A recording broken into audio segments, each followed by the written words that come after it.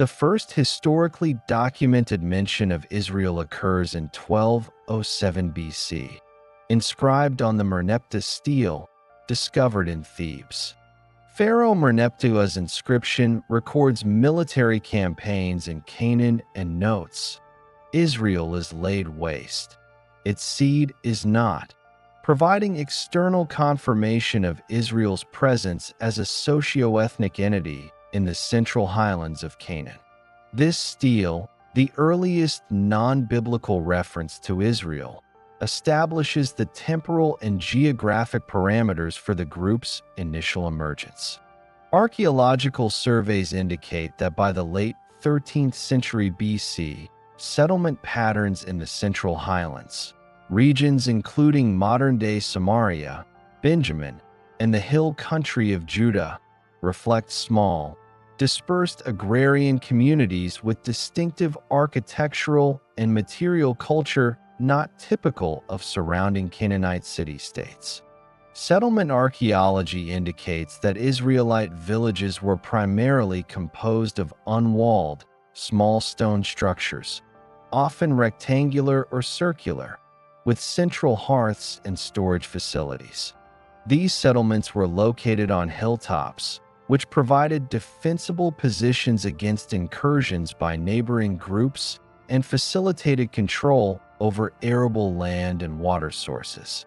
Excavations at sites such as Khirbet Qeiyafa, Shiloh, and Tel El Farah show clusters of households arranged in compounds, suggesting a family-based, lineage-oriented social organization. Storage jars, domestic pottery, and agricultural implements recovered from these sites indicate a subsistence economy reliant on cereal cultivation, olive production, and animal husbandry, with limited participation in long-distance trade networks dominated by coastal Canaanite cities. Material culture demonstrates a clear differentiation from urban Canaanite centers such as Megiddo, Hazor, and Lachish. Israelite highland communities did not replicate the monumental architecture, administrative tablets, or complex fortifications characteristic of Canaanite city-states. This absence of urban infrastructure suggests a society organized around local autonomy, clan or tribal leadership, and communal decision-making rather than centralized authority. Evidence from inscriptions, ostraca, and later textual analysis of social structures implies that leadership in these villages was likely vested in heads of households or prominent family lineages, functioning as collective decision-makers in matters of resource allocation, ritual observance, and conflict resolution. Religious practice in early Israelite highland communities is attested archaeologically through the presence of high places, standing stones, masboth, and small shrines, often situated near water sources or on elevated terrain. Excavations at sites such as Giloh and Shiloh have revealed cultic installations consisting of altars constructed from unworked stones, offering evidence for localized sacrificial practices. These installations are not standardized, indicating that religious observance remained regionally diverse and organized within the clan or village level rather than under a centralized priesthood. Ceramic assemblages associated with these high places include chalices and bowls used for libation, and animal remains consistent with sacrificial offerings, establishing a documented pattern of ritual activity within early Israelite society. By the 12th century BC, interactions between Israelite highland villages and neighboring polities are evidenced through both material exchange and occasional conflict. Egyptian inscriptions, including those from the reign of Ramesses III, document campaigns in the Levant that reference groups in the Central Highlands, suggesting intermittent military engagement and tribute extraction. Archaeological layers corresponding to this period show episodes of destruction and rebuilding in select highland villages, indicating vulnerability to raiding and the need for defensive strategies. Pottery styles demonstrate cultural continuity with surrounding Canaanite populations, but distinct characteristics, such as collared-rim jars, signify a separate identity maintained within these communities. Social and economic organization in the highlands relied heavily on kinship networks. The distribution of household compounds and storage facilities indicates cooperative labor for fieldwork, animal management, and food production. Analysis of faunal remains confirms mixed pastoralism with sheep, goats, and cattle, while botanical remains suggest a reliance on barley, wheat, and legumes adapted to upland soils. This combination of agriculture and pastoralism provided resilience in marginal terrains, facilitating population expansion without urban centralization. Settlement patterns, as documented through surveys in the hill country, indicate that population clusters grew steadily, forming contiguous networks of villages that shared cultural and ritual norms. Trade and interaction with surrounding regions remained limited but significant for certain commodities.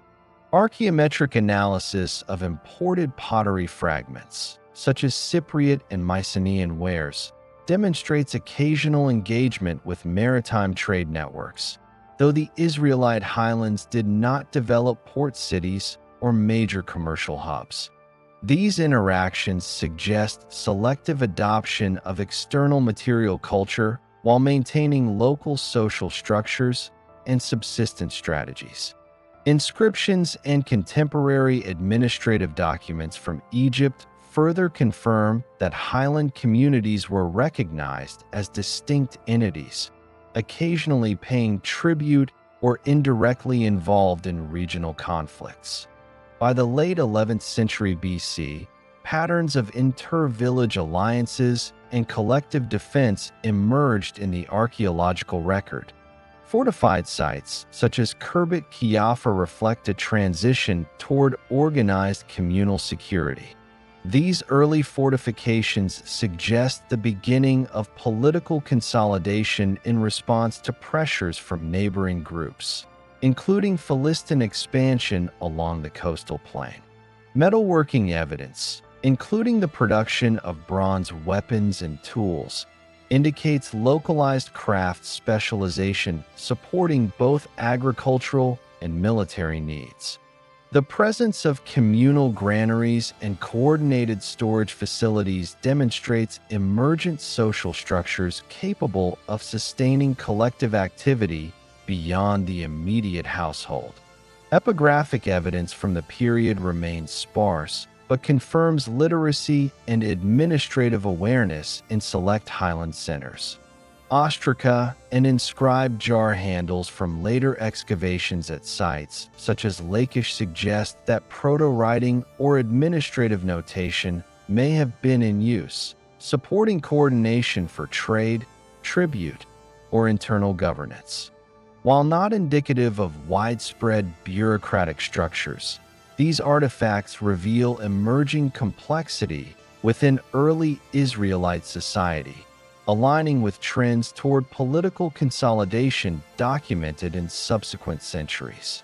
The Merneptah stele thus provides a terminus ante quem for Israel's presence as a distinct socio-ethnic entity, while archaeological data from the Central Highlands traces the consolidation of small agrarian communities into a coherent cultural identity. These developments, characterized by settlement distribution, kinship-based organization, localized cultic practice, and gradual fortification, established the foundation for the later emergence of a centralized monarchy. Over the subsequent century, these communities evolved through increasing inter-village coordination, responding to external pressures while maintaining internal cohesion. By 1020 BC, the groundwork for political centralization existed, as evidenced by settlement hierarchies, emergent elite structures, and defensive networks, setting the stage for the transition from autonomous highland villages to the early United Monarchy of Israel. The period between 1020 and 930 BC represents the initial consolidation of Israelite tribes into a centralized political structure, a development reflected in both archaeological evidence and later textual references interpreted in a historical context. Following the settlement of Israelite highland communities, the need for coordinated defense, resource allocation, and inter-village governance became increasingly pressing in the face of external threats, particularly from Philistine city-states along the coastal plain. Archaeological surveys of central hill country sites, including Khirbet Kiafa and Tel Nasbeh, indicate fortified structures, defensive ramparts, and elevated administrative centers emerging during this century, signaling a transition from dispersed village networks to early state formation. The earliest phase of monarchical consolidation involved the selection of a leader capable of coordinating military campaigns and diplomatic relations. While textual sources such as the Hebrew Bible provide narrative context, external sources confirm the presence of regional political leaders capable of overseeing combined tribal entities. Inscriptions from surrounding states and comparative Near Eastern administrative documents demonstrate that local polities in Canaan recognized collective authorities over extended territories, particularly when organizing resistance to incursions from neighboring polities, including Philistine and Aramean entities. Archaeologically, the emergence of larger settlements with complex architecture in regions such as Gibeah and Benjamin and Hebron in Judah suggests the presence of central administrative hubs, likely housing elite households responsible for regional coordination. The initial phase of the monarchy corresponds with the archaeological signature of intensified urbanization and fortification. Khirbet Kiafa, for example, contains casemate walls and gate structures indicative of centralized planning, alongside evidence of specialized workshops and storage facilities. Ceramic typologies and metal artifacts from the site demonstrate standardized production and distribution practices consistent with an emerging centralized authority. Food storage installations, including large silos and communal granaries, point to an administrative system capable of collecting and redistributing resources, both for routine sustenance and mobilization during military campaigns. These structural developments provide a material correlate to the nascent monarchical institutions that would dominate the hill country by the late 11th century BC. By the mid-11th century BC, the consolidation of tribal leadership into a unified monarchy became increasingly defined by the establishment of a central capital. Archaeological investigations of Jerusalem indicate fortification work, water management systems, and the establishment of a citadel complex, reflecting administrative centralization.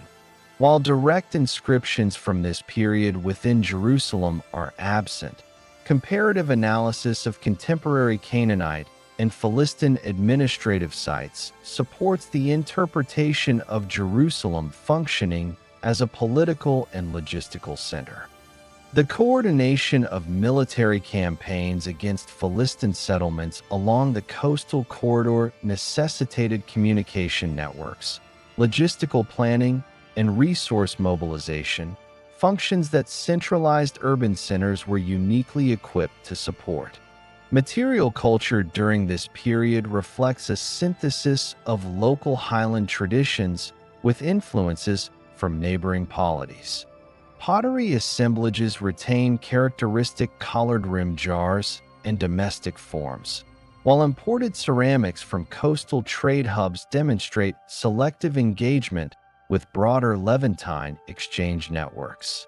The appearance of metal implements, including bronze weaponry and tools, alongside evidence of copper and tin procurement, illustrates the capacity of early Israelite authorities to manage resource acquisition and production, reinforcing the role of central leadership in organizing specialized labor.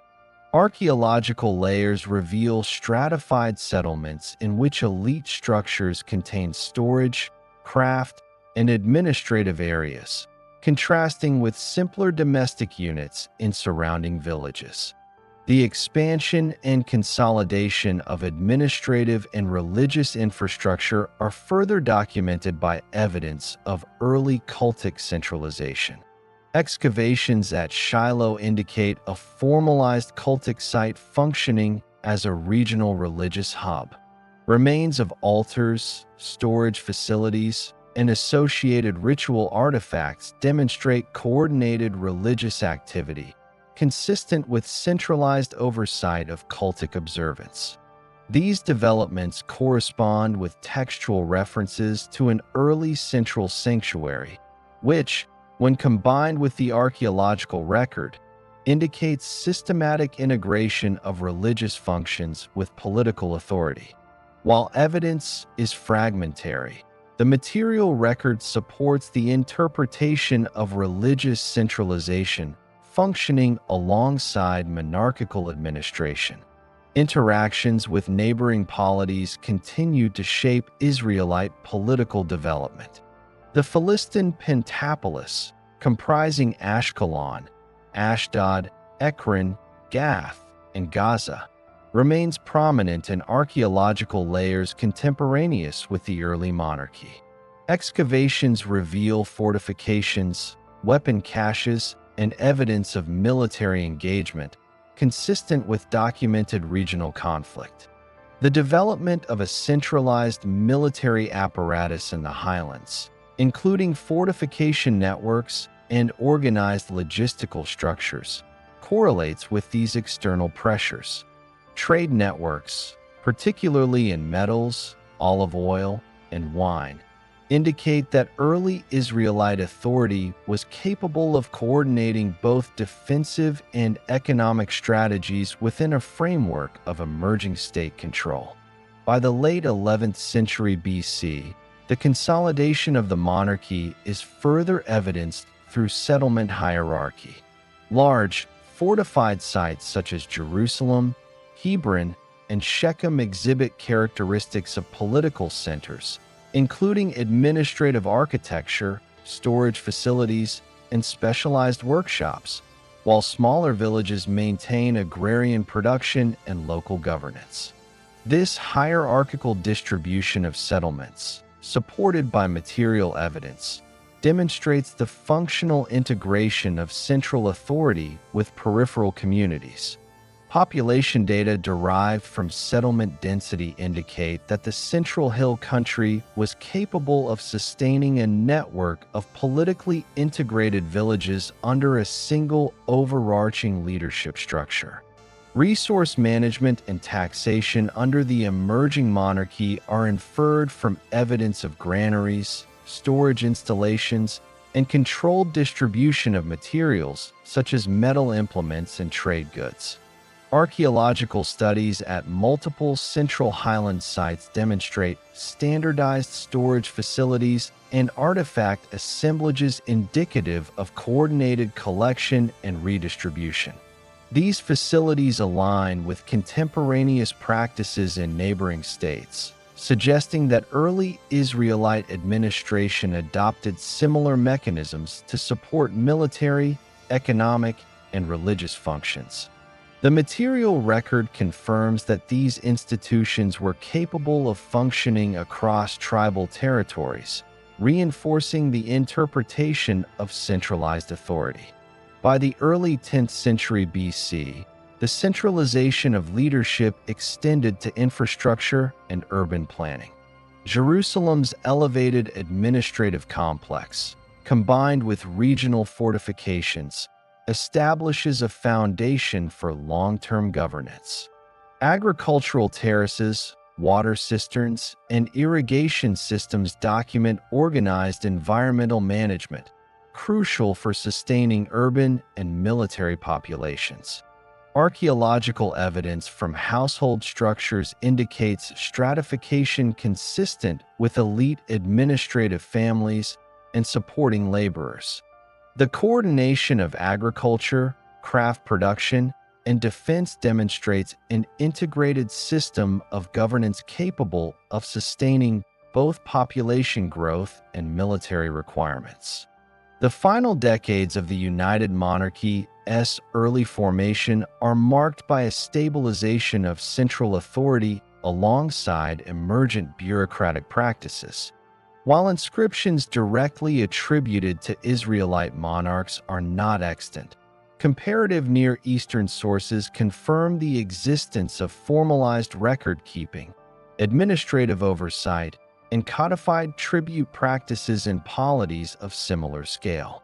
Archaeological evidence, including standardized pottery form storage systems and evidence of administrative compounds, supports the inference of complex governance structures, confirming that early Israelite society had transitioned from decentralized village clusters to a centralized monarchy capable of managing political, economic, military, and religious functions across multiple territories.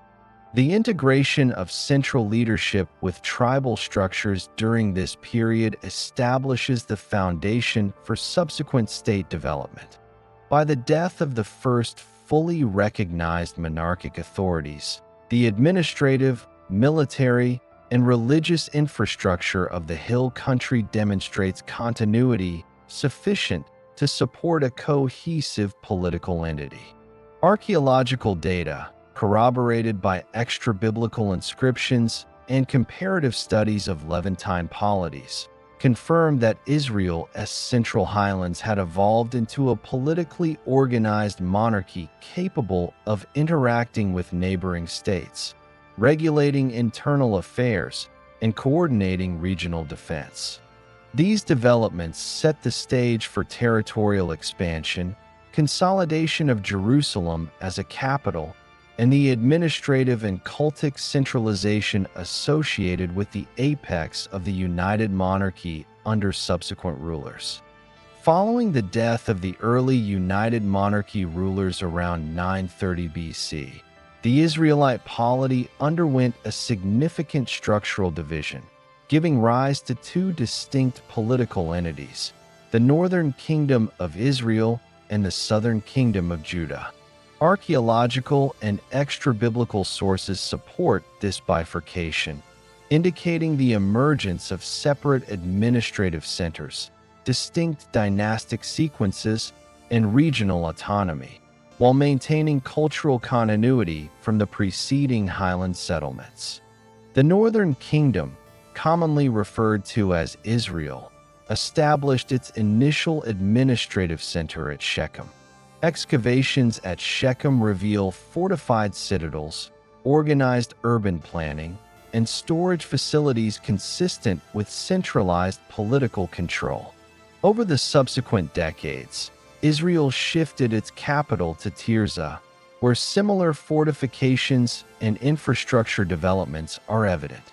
By the late 9th century BC, Samaria became the principal seat of administration, with archaeological evidence documenting monumental construction, palace complexes, and administrative installations. The establishment of these successive capitals demonstrates a continuity of political centralization, despite frequent dynastic changes, reflecting the kingdom's capacity to maintain governance across a geographically extensive territory. The Southern Kingdom, Judah, retained Jerusalem as its principal city. Archaeological surveys of Jerusalem from this period indicate the expansion of fortifications, water systems, and administrative compounds, aligning with the city's status as the enduring political and cultic center. Material culture within Jerusalem and surrounding settlements demonstrates continuity with preceding highland patterns, including domestic architecture, pottery assemblages, and burial practices. Excavations at Lachish, a key fortified city within Judah, reveal ramparts, gates, and storage installations that corroborate textual and extra-biblical evidence of territorial consolidation and defense. Both Israel and Judah operated within a regional context dominated by larger neighboring powers, including Aram Damascus to the northeast, Phoenician city-states along the coast, and Egypt to the south. Correspondence and treaties documented in extra-biblical inscriptions from Aramean and Phoenician archives indicate fluctuating alliances, tribute arrangements, and military engagements. The Northern Kingdom, situated along the Jezreel and Central Highlands, experienced frequent interaction with Aramean polities, as evidenced by military campaigns documented in stele and inscriptions from Damascus and Hamath. Archaeological strata in Samaria and Jezreel display signs of fortification, destruction layers, and reoccupation, consistent with recurrent regional conflict and the imposition of external political pressures. Israelite northern kings presided over a series of dynastic changes. Epigraphic evidence such as the Kirk monolith records Shalmaneser III of Assyria's military campaigns against Omri and Ahab in the 9th century BC, corroborating the existence of a ruling dynasty based at Samaria and providing external confirmation of Israel's political significance. These campaigns underscore Israel's integration into the broader geopolitical dynamics of the Levant and its recognition by contemporary imperial powers. Assyrian records, including tribute lists, confirm Israel's status as a vassal state in later decades, obligating its kings to provide tribute while maintaining internal governance over urban and rural centers. Judah, by contrast, maintained the Davidic line, centered in Jerusalem. Archaeological evidence from the city indicates continuous occupation, monumental architecture associated with administrative elites, and religious installations consistent with temple practices. Material culture, including storage facilities, domestic architecture, and artifacts such as cultic vessels, supports a centralized administrative structure capable of managing resources, taxation, and regional defense. Judah's smaller territorial footprint relative to Israel did not preclude political or military engagement, but external inscriptions suggest that Judah often operated under the influence of larger regional powers, periodically paying tribute to Egypt or Aram Damascus to ensure political stability. The division of the Israelite polity also manifested in settlement patterns and urban development. Northern Israel exhibits evidence of larger urban centers with administrative and cultic installations, while peripheral villages maintained agricultural production, livestock management, and localized governance. Excavations in Samaria, Jezreel, and Megiddo show structured urban planning, fortified citadels, and storage facilities, indicating a coordinated administrative apparatus capable of supporting centralized rule.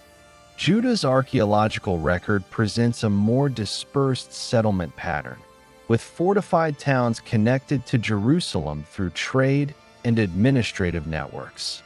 Both kingdoms display continuity in pottery styles, domestic structures, and burial practices, confirming shared cultural heritage despite political separation.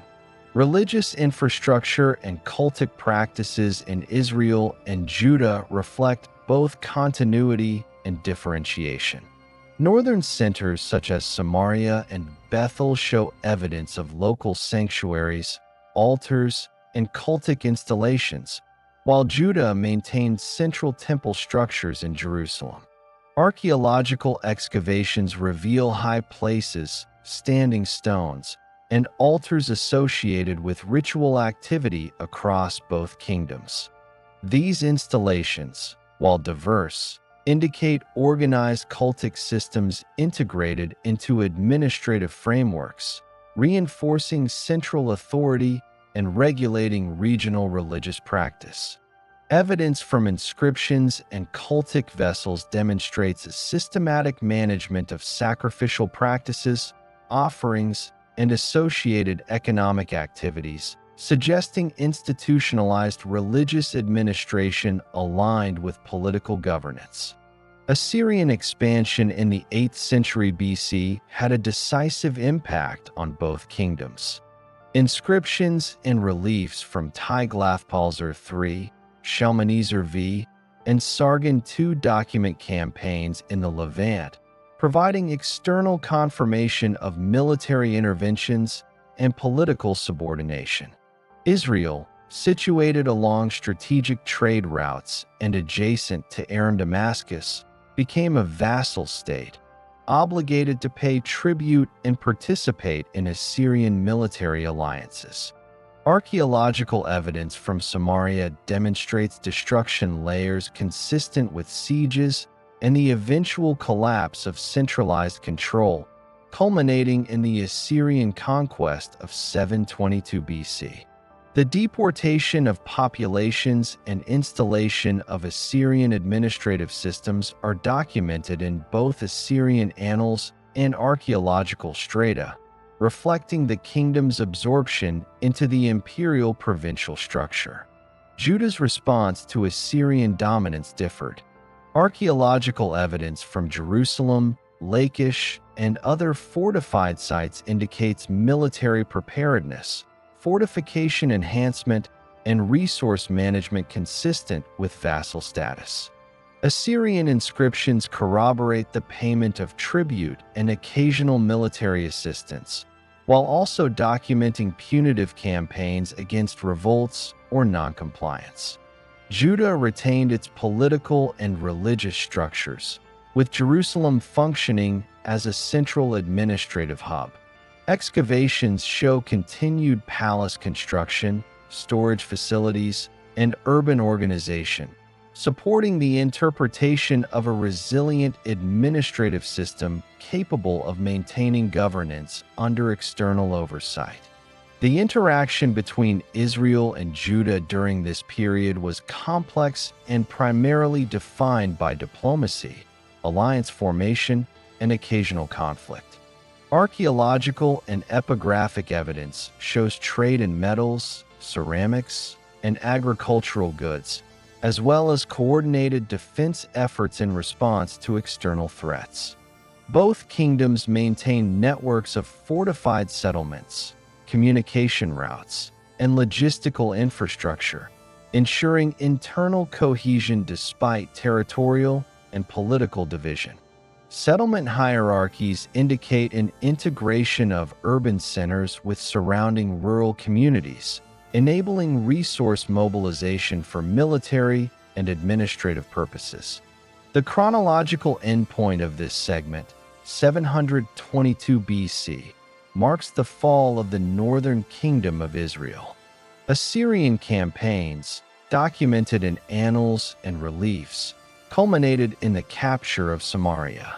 Archaeological evidence shows widespread destruction, abandonment of administrative centers, and demographic restructuring through deportation and resettlement. Israel's territories were reorganized into Assyrian provinces, with administrative installations, local governors, and military oversight, integrating the region into the imperial system. Judah, in contrast, retained continuity of governance, urban centers, and cultic structures, although under the continued obligation to pay tribute and accommodate imperial demands. The period from the 9th through the 7th century BC marks the ascendancy of Assyrian imperial power in the Levant and its decisive impact on the northern kingdom of Israel. Assyrian expansion transformed the political, administrative, and demographic landscape of the region, culminating in the complete dissolution of Israel as an independent entity in 722 BC. This era is documented extensively through Assyrian royal inscriptions, annals, administrative records, and archaeological evidence from Israelite and surrounding sites, providing an unambiguous historical framework for understanding the processes of subjugation, tribute, and population displacement. Assyrian expansion into the Levant began in earnest during the reign of Tiglath-Pileser III, 745 to 727 BC, who implemented systematic military campaigns and administrative reorganizations designed to consolidate imperial control. The Assyrian strategy relied on establishing vassal relationships with local rulers, demanding tribute payments, and enforcing political submission through garrison military presence. These practices are corroborated by numerous inscriptions and annals, including Tiglath-Pileser III's own records, which list Israelite kings among subordinate rulers, documenting their payment of tribute and acknowledgement of Assyrian authority. Archaeological layers in Samaria and Jezreel reveal fortification enhancements and destruction layers corresponding to these campaigns, confirming the physical and administrative imposition of Assyrian oversight. Israel's northern kings engaged in tributary arrangements while attempting to preserve local autonomy. Omri, Ahab, Jehu, and their successors appear in Assyrian inscriptions as recognized rulers within the imperial hierarchy. For example, the Kirk monolith and later the Black obelisk of Shalmaneser III provide external attestation of Israelite rulers' participation in regional coalitions, diplomatic negotiations, and submission to Assyrian power. These records indicate that Israel, while maintaining internal administration, operated under the constraints imposed by a regional superpower, obligated to supply resources, manpower, and loyalty in accordance with Assyrian directives. Internal archaeological evidence supports this characterization of vassalage. Sites such as Samaria, Jezreel, and Megiddo reveal extensive fortifications, administrative compounds, and storage facilities indicative of state-level organization, while destruction strata correspond to periods of Assyrian intervention. Excavated palaces and urban centers demonstrate evidence of elite residential quarters, standardized material culture, and bureaucratic artifacts, including inscribed seals and storage jars, confirming centralized control under Israelite monarchs operating within the framework of Assyrian oversight. These findings illustrate the duality of local governance coexisting with external imperial authority. The Assyrian military strategy incorporated systematic campaigns aimed at both deterrence and direct conquest. Tiglath-Pileser III's annals describe the capture of key Israelite cities, forced deportations of populations, and resettlement of conquered peoples within the empire's territorial system. Archaeological evidence from Samaria, including destruction layers dating to the late 8th century BC, supports these accounts, showing structural collapse, abandonment, and subsequent Assyrian provincial installations. These measures reflect a deliberate imperial policy designed to prevent rebellion by fragmenting demographic concentrations and imposing direct administrative control.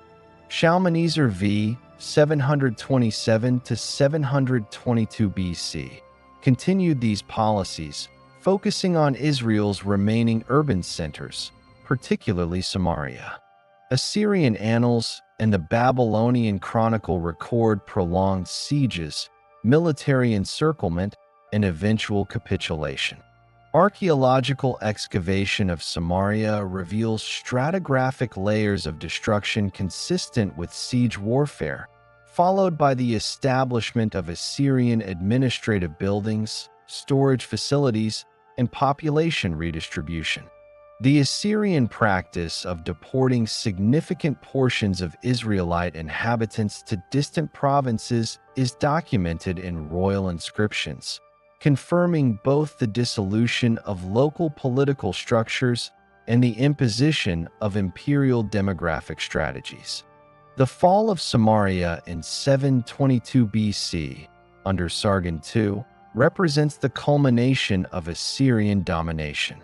Assyrian annals describe the capture of the city, the deportation of elite families, artisans, and laborers, and the installation of provincial governors.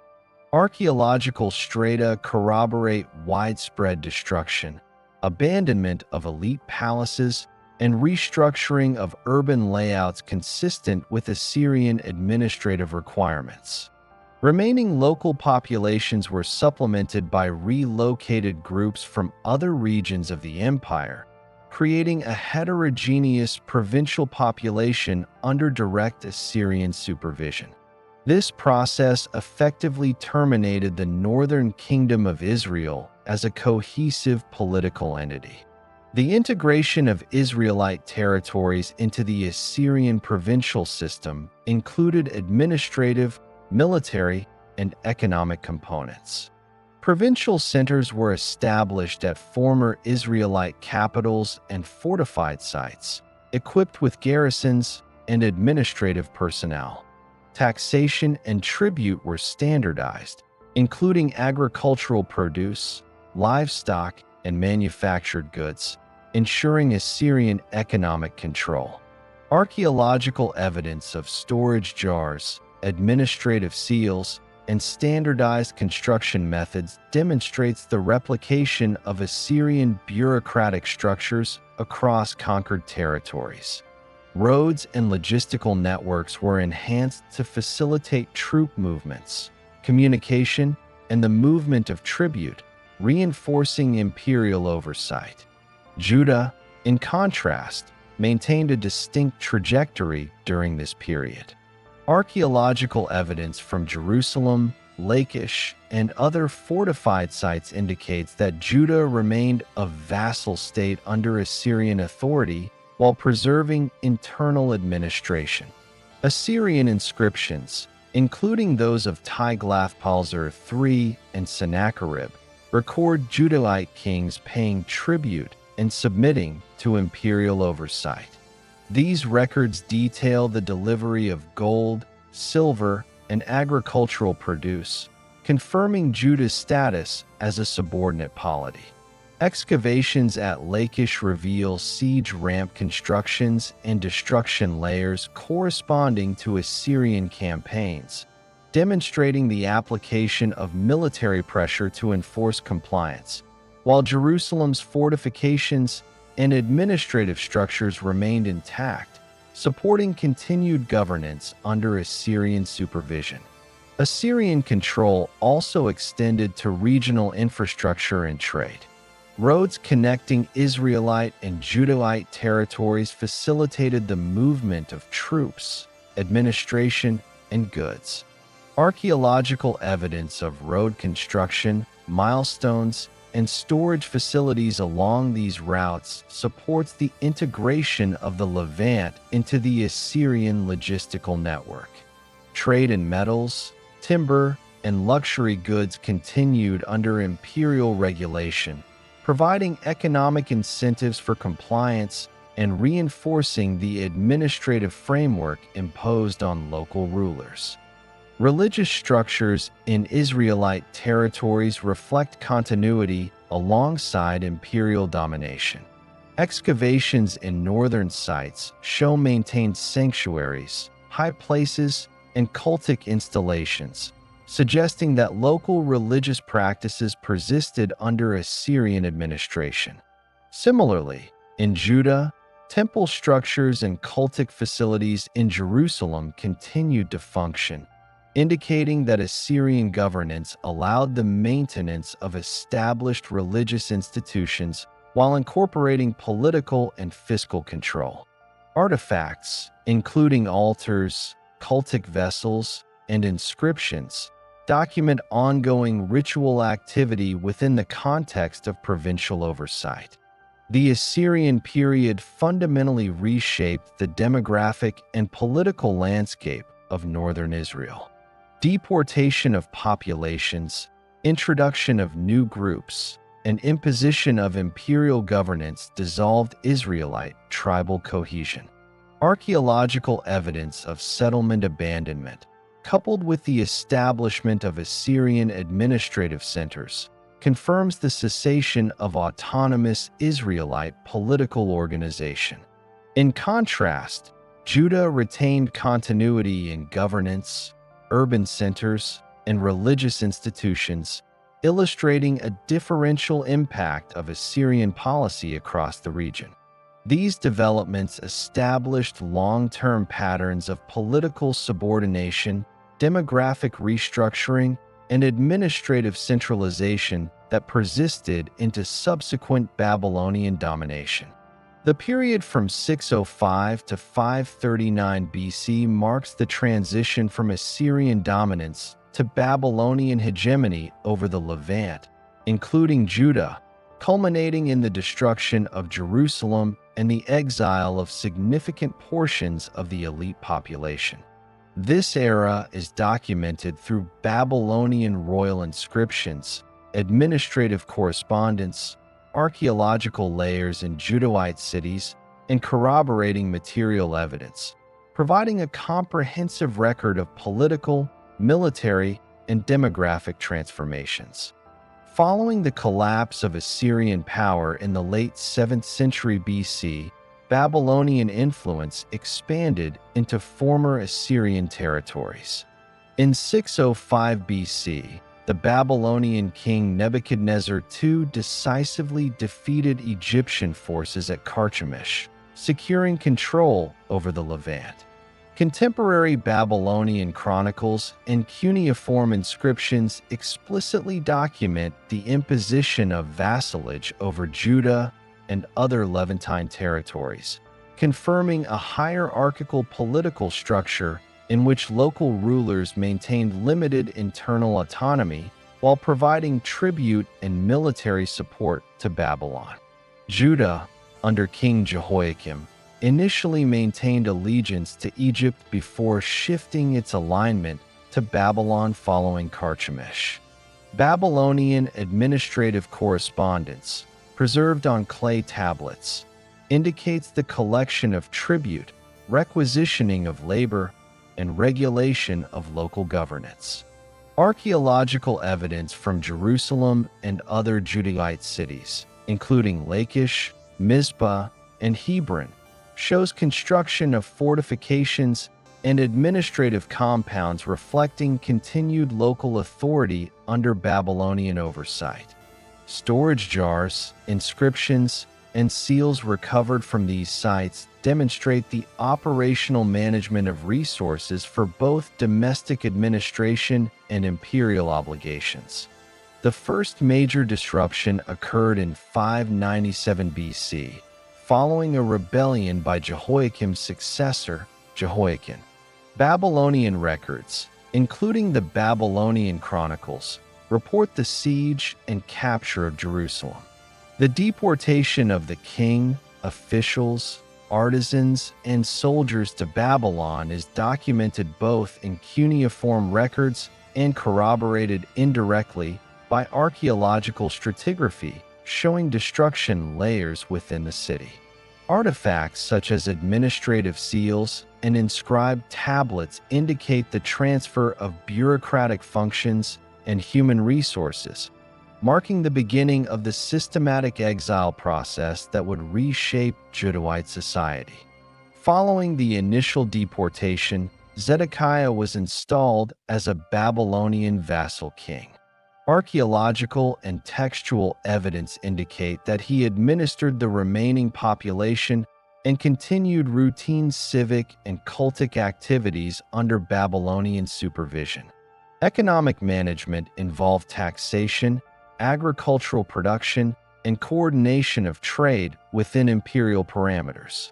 Babylonian records outline continued tribute collection and military contributions, confirming Judah's subordinate status.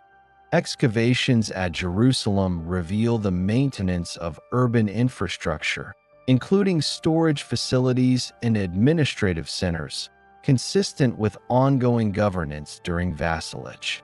Tensions between Judah and Babylon persisted, leading to the final conquest of Jerusalem in 586 BC. Babylonian chronicles explicitly describe the siege, the destruction of fortifications, and the razing of the city. Archaeological layers in Jerusalem, including collapsed structures, burned debris, and mass destruction evidence, corroborate these accounts. The temple, central to Judahite religious and administrative life, was dismantled and destroyed, as confirmed by both textual sources and stratigraphic analysis. The systematic removal of elite individuals, priests, administrators, military leaders, and skilled artisans, effectively eliminated centralized governance and disrupted the social and economic hierarchy. Following the destruction of Jerusalem, Babylonian authorities established regional administrative centers at Mizpah and other strategic locations to govern the remaining population. Archaeological surveys indicate occupation of these peripheral towns by Judahite populations under Babylonian supervision, with evidence of storage facilities, standardized pottery, and inscriptions documenting bureaucratic functions.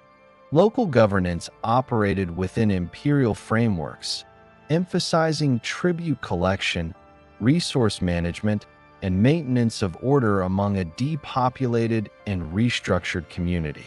The exile process included the relocation of elite groups to Babylonian cities such as Babylon, Nippur, and Kish. Babylonian administrative texts, including economic and census records, document the integration of exiled populations into labor, craft, and administrative roles within the empire. These texts provide detailed accounts of households, occupations, and assigned duties, confirming that deported Judahites contributed to the empire's economic and bureaucratic functions while maintaining a distinct communal identity.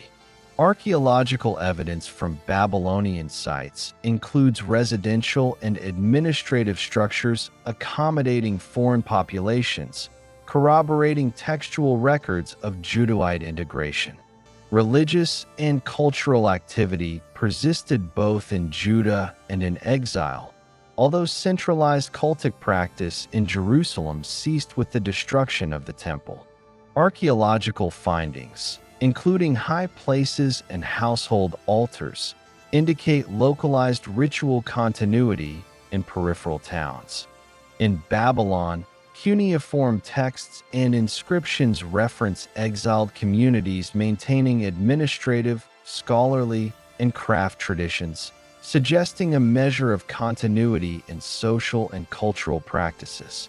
These developments underscore the adaptation of Judahite society to both territorial subjugation and displacement, emphasizing administrative and ritual persistence within imperial constraints.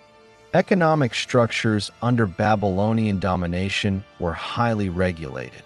Excavations in Judah reveal storage facilities, granaries, and evidence of agricultural surplus management.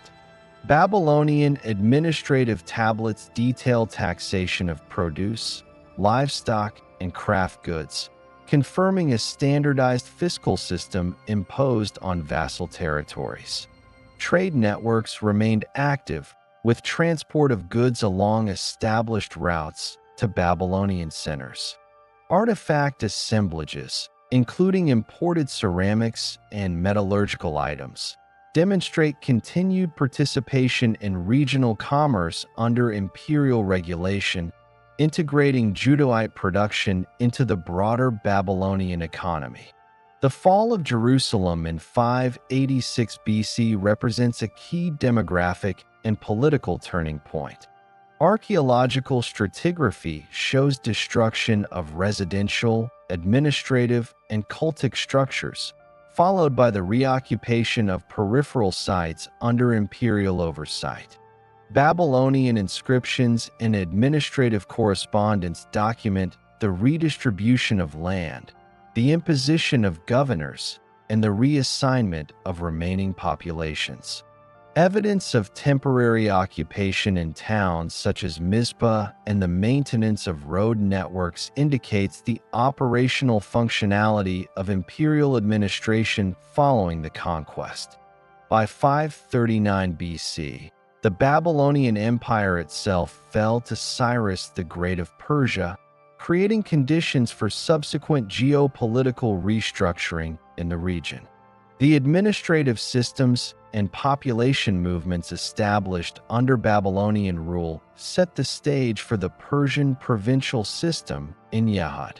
Archaeological continuity in urban centers, continued occupation of exilic communities, and preserved administrative networks demonstrate the enduring impact of Babylonian policies on both population distribution and governance.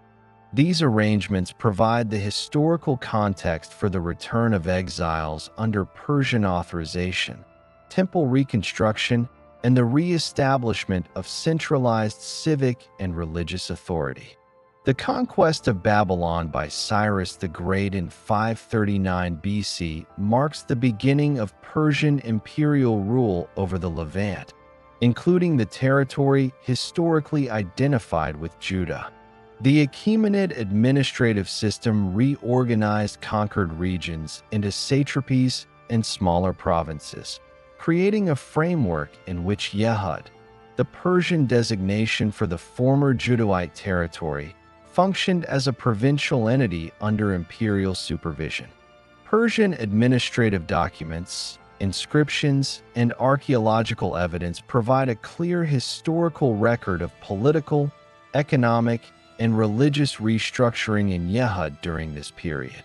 Cyrus's conquest of Babylon is recorded in contemporary Babylonian chronicles and corroborated by the Cyrus Cylinder, which details his policy of repatriating exiled populations and restoring local governance structures in subjugated territories.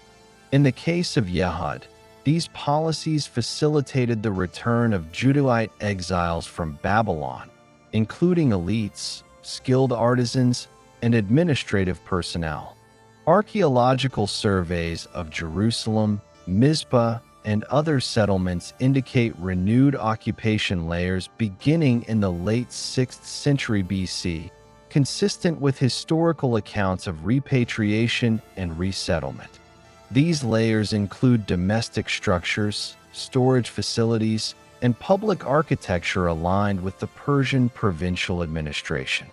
The Persian administration appointed provincial governors, often drawn from local elites or returning exiles, to oversee tax collection, resource management, and civic administration. In Yehud, the office of the governor, or piha, in Persian records, coordinated with priestly authorities to manage the city and surrounding villages. Excavations in Jerusalem and Lachish reveal evidence of urban planning, fortified precincts, and administrative complexes, demonstrating the integration of local governance with imperial oversight. Material culture, including standardized storage jars, administrative seals, and imported ceramics, corroborates the imposition of Persian bureaucratic practices while allowing continuity in local civic structures. Temple reconstruction in Jerusalem was a central feature of Persian policy in Yehud. Archaeological evidence, including foundations, stonework, and cultic artifacts, confirms the rebuilding of the temple, with completion likely occurring in the late 6th century BC. Administrative documents, including the Elephantine Papyri, indicate oversight of temple operations, allocations for cultic personnel, and the collection of contributions from surrounding settlements. These structures facilitated both religious practice and economic management, functioning as a centralized institution integral to provincial governance. Material findings demonstrate standardized construction techniques and regional coordination, consistent with Persian administrative and religious frameworks. Economic administration under Persian rule involved the systematic collection of tribute and taxation. Archaeological evidence, such as storage facilities and granaries, indicates organized management of agricultural produce, livestock, and craft goods. Persian administrative records from other satrapies, when compared to Yehud, suggest similar fiscal arrangements. Local governors oversaw collection and redistribution, maintained census records, and coordinated resource flows to the imperial center. Trade networks remained active, connecting Yehud with coastal Phoenician ports, Egypt, and Mesopotamia. Artifact assemblages, including imported pottery, metal objects, and storage vessels, demonstrate integration into the broader Achaemenid economic system. Military oversight in Yehud was minimal but present. While the region lacked large standing forces, fortifications in Jerusalem, Lachish, and peripheral towns indicate preparedness against local insurrections or external threats. Excavations reveal city walls, gates, and watchtowers consistent with Persian provincial military standards. Babylonian and Persian administrative texts describe the organization of local militias and obligations for contributions to imperial campaigns, confirming a structured but limited military presence under the authority of provincial governors. Urban and rural settlement patterns during this period show a combination of continuity and restructuring. Jerusalem emerged as the central administrative and cultic hub, while smaller towns and villages, including Mizpah, Hebron, and rural highland settlements, provided agricultural production and local governance.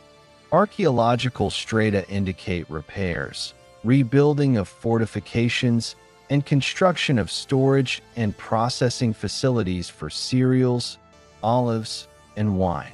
Excavated household artifacts, including pottery, tools, and inscriptions, demonstrate continuity in domestic and economic practices, reflecting adaptation to Persian oversight without complete disruption of local life. The social composition of Yehud during the Persian period reflects the reintegration of exiled elites with local populations that had remained during the Babylonian conquest. Inscriptions and papyri indicate the presence of priests, scribes, and administrative officials tasked with maintaining records, supervising agricultural output, and managing religious institutions. Archaeological evidence of residential compounds and workshops demonstrates stratification consistent with a hierarchical provincial society. The integration of returned exiles into existing communities facilitated the re-establishment of administrative and religious continuity, as evidenced by coordinated urban planning and civic infrastructure. Legal and administrative codification under Persian rule is evidenced by inscriptions and comparative analysis of contemporary Near Eastern administrative practices. Governors and priests maintained records of land ownership, taxation, and civic obligations, ensuring the efficient operation of the province within the imperial framework. Archaeological artifacts, including inscribed seals and storage inventories, confirm the standardization of bureaucratic procedures. These systems provided a durable foundation for local governance, allowing the province to function effectively as part of the broader Achaemenid administrative apparatus. Religious institutions maintained central importance in Yehud. The rebuilt temple in Jerusalem, supplemented by local high places, served as both a cultic center and an administrative hub. Archaeological finds, including altars, cultic vessels, and storage facilities, document the organized management of offerings and resources. Temple personnel, including priests and temple functionaries, coordinated with provincial governors to maintain fiscal contributions and ritual schedules. These arrangements demonstrate the integration of religious practice into the governance and economic structure of the province, reflecting a continuity of Judean religious life within the Persian imperial context. Interaction with neighboring regions under Persian hegemony influenced Yehud's political, economic, and cultural development. Phoenician city-states on the coast maintained trade links, while Edomite, Moabite, and Aramean polities engaged in diplomacy, tribute exchange, and occasional conflict. Archaeological evidence from border regions indicates controlled access points, storage facilities, and administrative oversight consistent with Persian policies of regional integration. Imported artifacts, including ceramics, metalwork, and luxury items, document participation in long-distance trade, while inscriptions confirm the obligations of tribute and administrative coordination. The provincial administration also facilitated demographic stability. Excavation of urban and rural sites indicates continuous occupation with limited evidence of large-scale depopulation, in contrast to earlier periods of exile and conquest. Persian policies allowed local populations to remain on their ancestral lands, maintaining agricultural production and regional economic activity while integrating returning exiles. Settlement hierarchies, including fortified towns and surrounding villages, demonstrate structured land management and population distribution consistent with provincial governance standards. By the end of Persian rule in 332 BC, Yehud had developed an integrated administrative, religious, and economic system capable of functioning within the imperial framework. Archaeological evidence confirms the continuity of urban centers, the maintenance of fortified settlements, and the operation of temple and civic institutions. Administrative artifacts, including storage jars, inscriptions, and seals, demonstrate standardized record-keeping and fiscal management.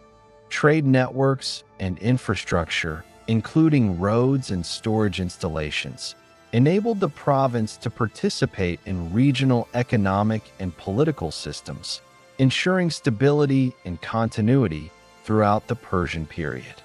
The Persian Restoration and provincial administration of Yehud established enduring patterns in political, economic, and religious life.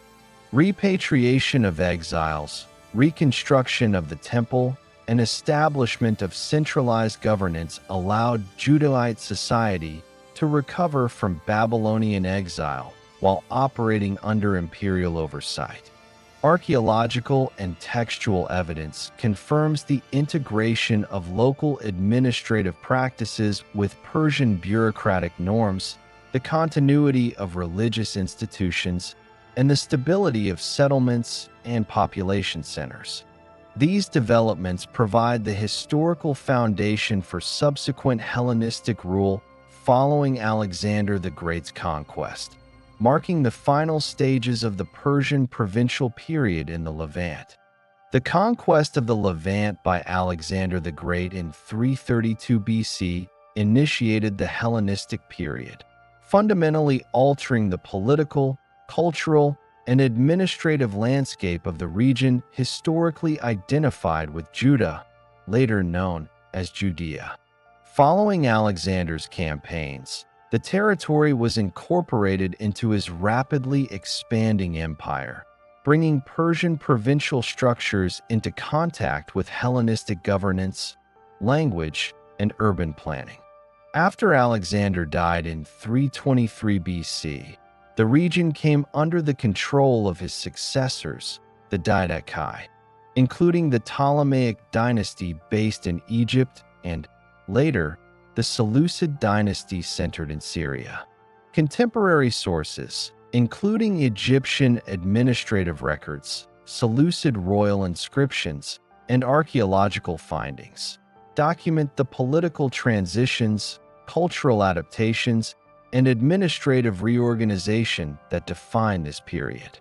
Alexander's entry into Jerusalem and the wider Levant is attested by historical accounts of Greek historians and inscriptions corroborated by archaeological evidence.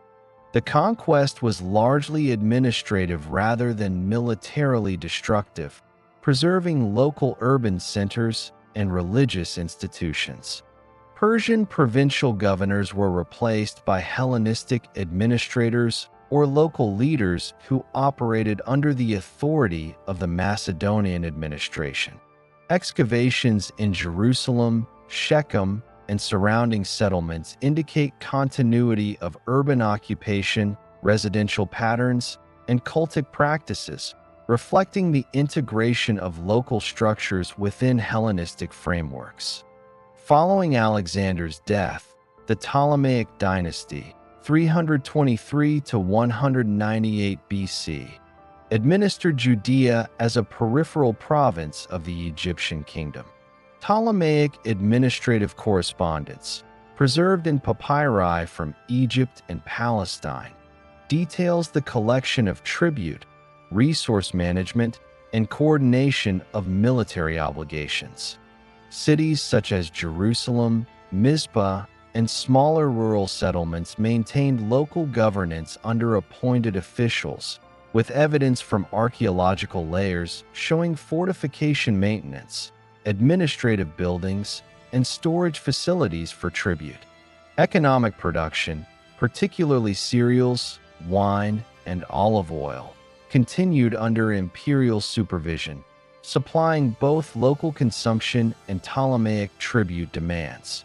The Ptolemaic period also introduced Hellenistic cultural elements, including Greek language, administrative terminology, and urban architectural models. Inscriptions in Greek, coins bearing Hellenistic motifs, and urban planning features such as grid layouts and public buildings reflect the diffusion of Hellenistic norms. Archaeological findings in coastal and inland towns, including the presence of Greek-style pottery, amphory, and inscriptions, demonstrate the adoption of Hellenistic trade practices and material culture. However, local elites maintained significant autonomy in religious administration, particularly regarding the temple in Jerusalem, which continued as the central cultic and administrative institution. In 198 BC, control of Judea shifted to the Seleucid Empire following military campaigns against the Ptolemies.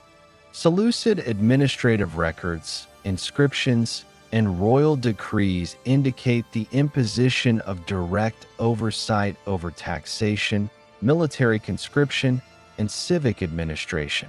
Seleucid governors coordinated local officials and temple authorities to ensure compliance with imperial fiscal policies. Archaeological evidence from urban centers, including construction projects, fortifications, and administrative complexes, reflects the integration of Hellenistic administrative standards with existing local governance structures. Coins bearing Seleucid rulers' portraits confirm economic and political alignment with imperial authority. The Seleucid period introduced intensified Hellenistic cultural influence, particularly in urban centers. Greek became the language of administration and commerce, and Hellenistic architectural forms, such as theaters, gymnasia, and public squares, appear in settlements under Seleucid influence. Archaeological evidence from rural and urban sites indicates a selective adoption of Greek cultural practices, including coinage, inscriptions, and pottery.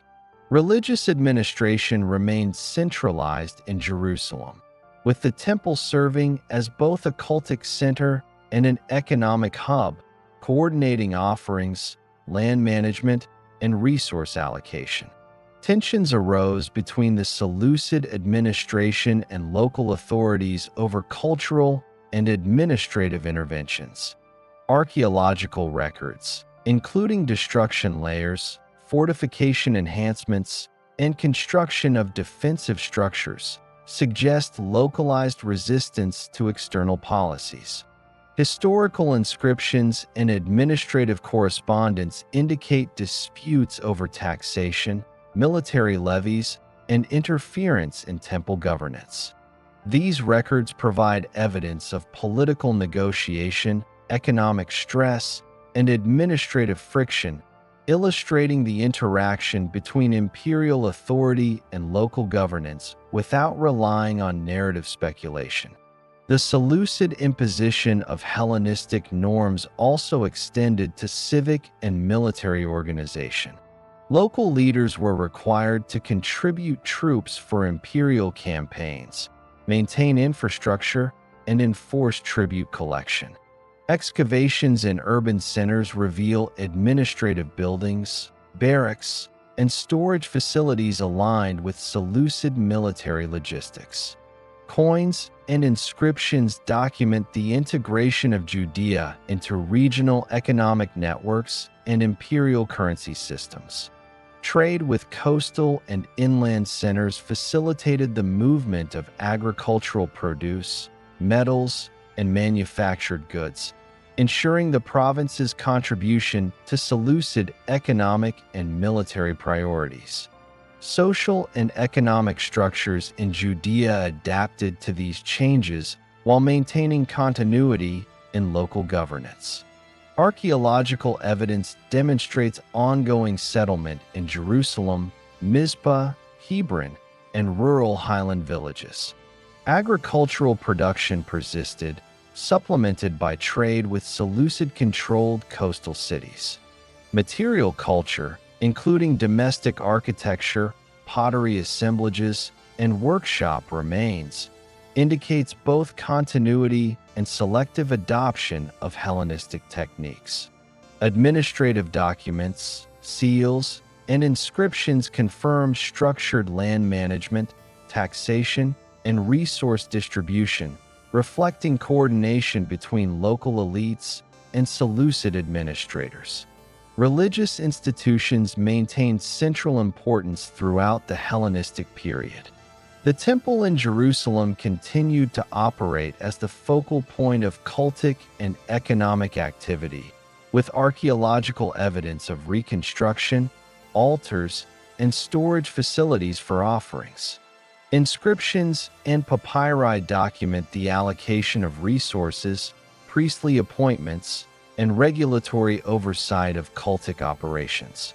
Local governance and imperial administration intersected through the temple, ensuring compliance with tribute obligations while allowing continuity in religious practice.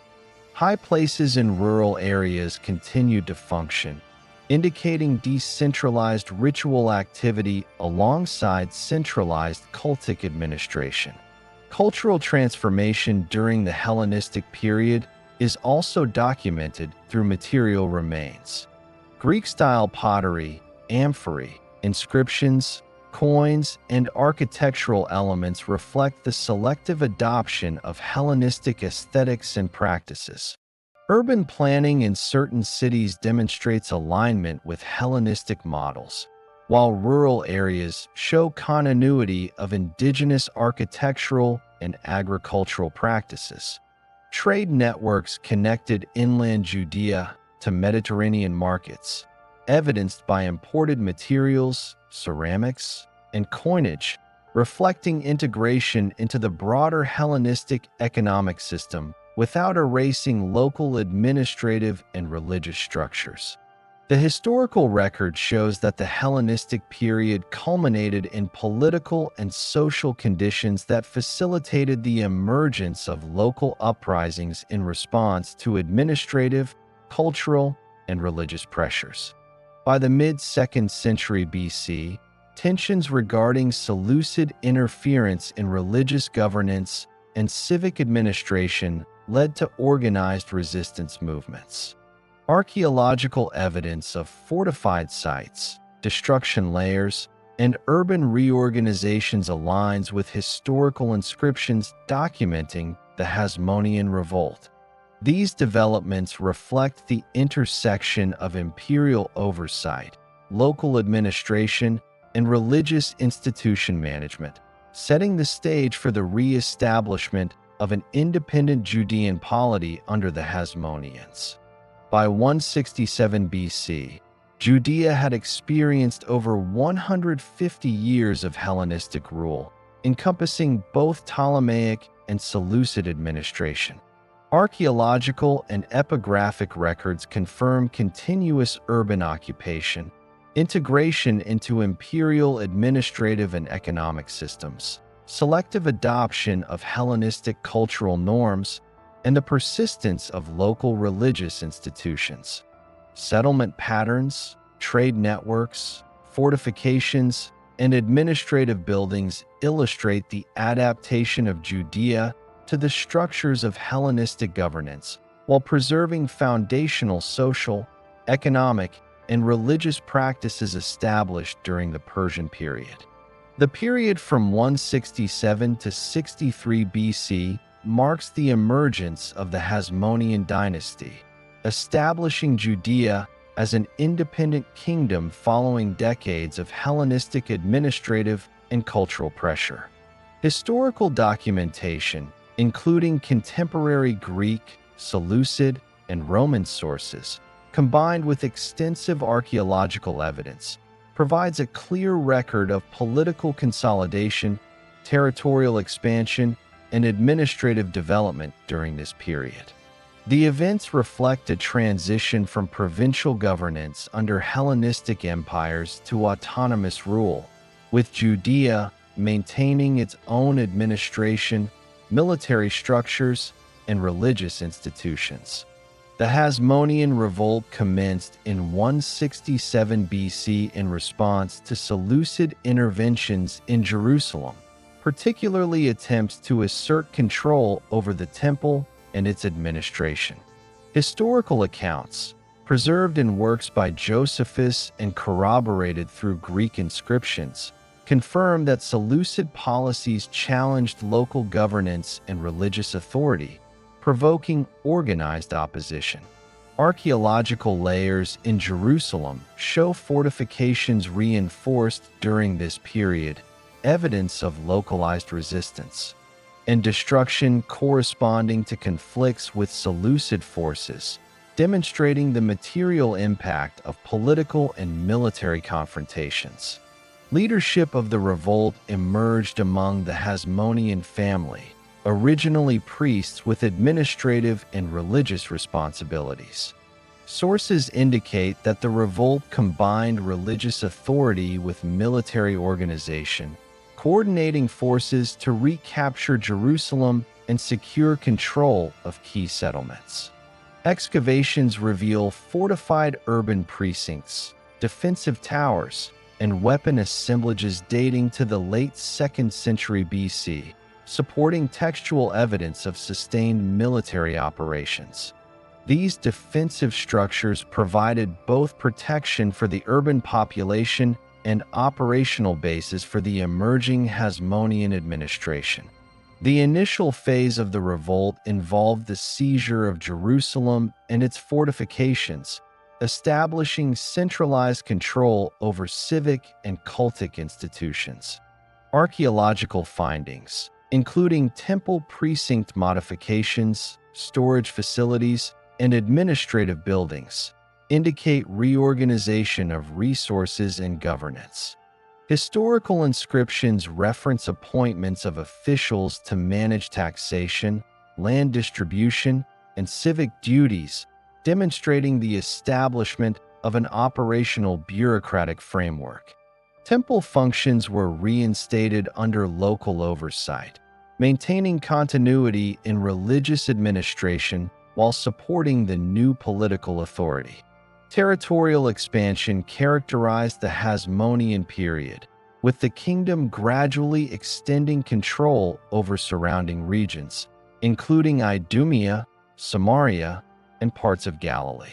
Greek and Roman sources, corroborated by archaeological surveys, document military campaigns, fortified settlements, and administrative consolidation in newly incorporated territories. Excavated city walls, watchtowers, and regional roads illustrate the strategic organization of military and civic infrastructure, facilitating both territorial control and integration into a centralized administrative system. Local populations were incorporated into the Hasmonean governance framework, with urban centers functioning as hubs for taxation, law enforcement, and resource management. Economic management under the Hasmoneans included standardized collection of agricultural produce, trade regulation, and coordination of craft production. Archaeological evidence from urban and rural sites indicates granaries, storage jars, and administrative tools for managing resources. Coinage minted by Hasmonean rulers demonstrates centralized control over economic transactions and standardization of currency, supporting both domestic commerce and regional trade. Excavated workshops and production facilities in key towns provide evidence of organized craft production, including metalwork, pottery, and textiles, contributing to economic stability and administrative efficiency. Administrative structures during the Hasmonean period incorporated both urban and rural governance. Central authorities in Jerusalem coordinated provincial officials, military commanders, and temple functionaries. Inscriptions and seals recovered from urban centers document appointments, civic regulations, and land allocation. Rural settlements, including agricultural villages and fortified outposts, provided resources and manpower to the central administration, supporting both economic production and territorial security. Archaeological evidence shows continuity of settlement patterns established in earlier Persian and Hellenistic periods, adapted to the needs of an independent kingdom. Military organization was a key element of Hasmonean consolidation. Excavations reveal city walls, defensive towers, weapon caches, and fortified settlements, reflecting systematic preparation for both external and internal conflicts. Historical accounts describe campaigns to subdue neighboring territories and defend against Seleucid incursions. The integration of local militias into a centralized military structure enabled effective control of borders, maintenance of civic order, and enforcement of tax collection.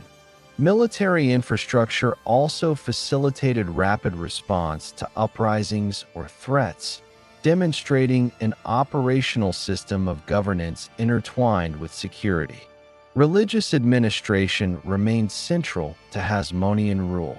The temple in Jerusalem functioned as the focal point of both cultic and political authority, coordinating ritual activity, the collection of offerings, and oversight of local high places.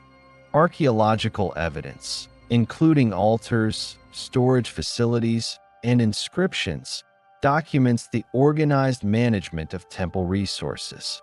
Priestly leadership was integrated into the Hasmonean governance system, ensuring coordination between religious practice and centralized authority. This structure preserved continuity of cultic traditions while supporting the legitimacy and administrative needs of the independent kingdom. Urban planning and architectural development under the Hasmoneans reflect both continuity with previous periods and selective innovation. Excavations reveal fortifications, administrative complexes, residential quarters, and infrastructure supporting economic and military functions. Roads connecting Jerusalem to outlying settlements facilitated communication, resource transport, and territorial control. Construction techniques and material culture indicate adaptation of local methods alongside Hellenistic influences, reflecting a synthesis of indigenous and external architectural practices suited to the needs of a newly established state. Population management involved the integration of local communities with returning or relocated groups. Archaeological evidence demonstrates continued occupation of urban and rural settlements, with adjustments to accommodate administrative, economic, and military needs. Inscriptions and administrative documents reference appointments of officials and distribution of land, providing structured governance for both native populations and newly incorporated territories. This systematic approach ensured demographic stability and operational efficiency within the Hasmonean kingdom, contributing to the durability of political authority. External relations were shaped by both regional alliances and conflicts. The Hasmonean kingdom maintained correspondence and treaties with neighboring Hellenistic polities, as recorded in Greek and Roman historical sources. Military campaigns and territorial negotiations, corroborated by archaeological evidence of fortified sites and settlement reorganization, illustrate both diplomatic and martial dimensions of external policy. Integration into regional trade networks facilitated economic exchange and contributed to the kingdom's capacity to sustain administrative and military structures. The Hasmonean period concluded with the incorporation of Judea into the Roman sphere of influence by 63 BC, following the intervention of Pompey the Great. Historical records, including Roman accounts and inscriptions, describe the siege of Jerusalem, the imposition of Roman authority, and the subordination of Hasmonean rulers to client kingship under Rome. Archaeological strata show structural damage corresponding to military operations, fortification modifications, and changes in administrative installations. Despite loss of full independence, local governance and religious administration continued under Hasmonean oversight, now functioning within a Roman-imposed framework. By 63 BC, Judea had undergone nearly a century of independent rule, demonstrating the establishment of centralized administration, military organization, territorial expansion, and coordinated religious institutions. Archaeological, epigraphic, and historical evidence confirms the operational efficiency of the Hasmonean state, with urban and rural infrastructure supporting economic, political, and military objectives. The period serves as a documented example of a transition from Hellenistic provincial subordination to autonomous governance, providing a historically verified foundation for subsequent Roman incorporation and client kingship. The Roman conquest of Judea in 63 BC marked a fundamental shift in the political and administrative landscape of the region. Historical documentation, including Roman accounts, Greek and Jewish sources, inscriptions, and archaeological evidence, records the incorporation of Judea into the Roman sphere as a client kingdom, retaining a measure of local governance under appointed rulers while coming under imperial oversight. The period is characterized by administrative restructuring, urban development, economic integration, and preparation for eventual provincial governance. Pompey the Great's military campaign in 63 BC effectively ended Hasmonean independence. Roman historical sources, including accounts by Josephus and Roman annalists, document the siege of Jerusalem, the imposition of Roman authority, and the integration of Judea into the system of client kingdoms. Archaeological layers in Jerusalem indicate fortification modifications, structural damage consistent with siege activity, and subsequent restoration projects aligned with new administrative needs. The Hasmonean rulers retained nominal authority but were subordinated to Roman oversight, initiating a system in which local dynasts operated within Roman-imposed constraints. Following the conquest, Judea was administered as a client kingdom under local rulers, most notably the Herodian dynasty, beginning with Herod the Great in 37 BC. Roman records, inscriptions, and numismatic evidence demonstrate that Herod's rule involved a dual structure: centralization of administrative authority in Jerusalem combined with continued local governance by municipal and priestly officials. Herod implemented extensive building programs, including the reconstruction and expansion of the Second Temple, urban fortifications, and civic infrastructure. Archaeological findings confirm construction techniques consistent with Roman engineering practices, integration of imported materials, and coordination of labor across urban and rural sites. Herod's administration integrated economic, military, and religious functions. Taxation systems, attested through papyri, inscriptions, and archaeological evidence such as storage facilities and granaries, facilitated resource collection for both local administration and tribute to Rome. Trade networks expanded, connecting Jerusalem to Mediterranean ports, inland towns, and regional markets. Excavated artifacts, including imported amphorae, coins, and ceramics, demonstrate participation in imperial economic systems. Urban centers functioned as hubs of commercial and administrative activity, linking rural production to imperial and client king demands. Military organization under client kingship involved a combination of local forces and imperial oversight. Archaeological evidence from fortifications, towers, and military installations confirms the existence of defensive structures in Jerusalem, Jericho, and surrounding towns. Roman sources describe Herod's coordination with Roman legions, auxiliary forces, and local militias to maintain internal security and enforce borders.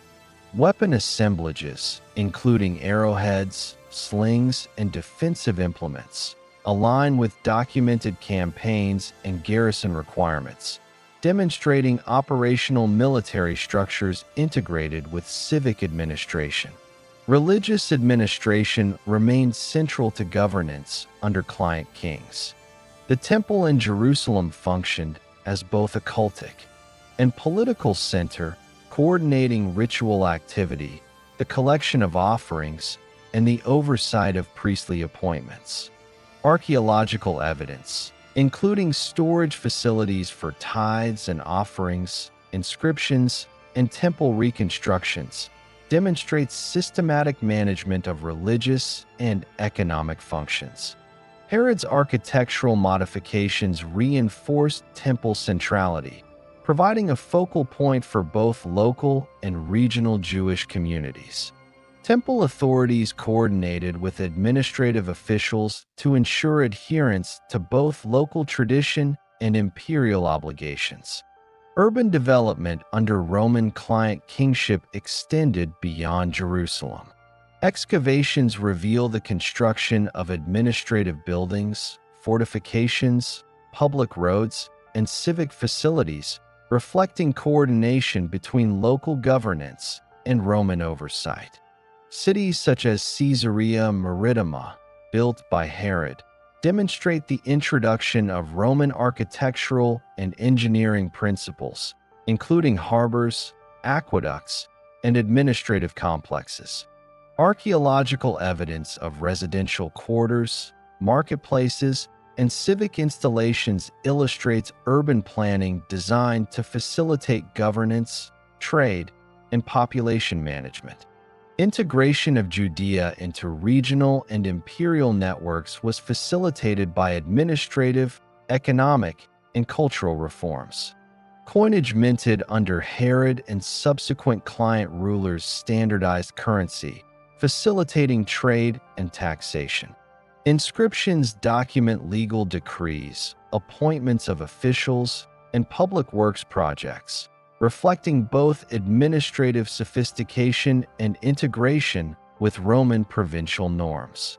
Archaeological finds, including amphorae, imported ceramics, and public inscriptions, indicate participation in regional commerce and alignment with broader Mediterranean economic systems. Local governance under client kings involved coordination between dynastic rulers, municipal authorities, and religious leaders. Inscriptions and seals recovered from Jerusalem and provincial towns document appointments of magistrates, the collection of tribute, and the maintenance of civic infrastructure. Rural settlements provided agricultural production, labor, and manpower to support urban administration and regional security.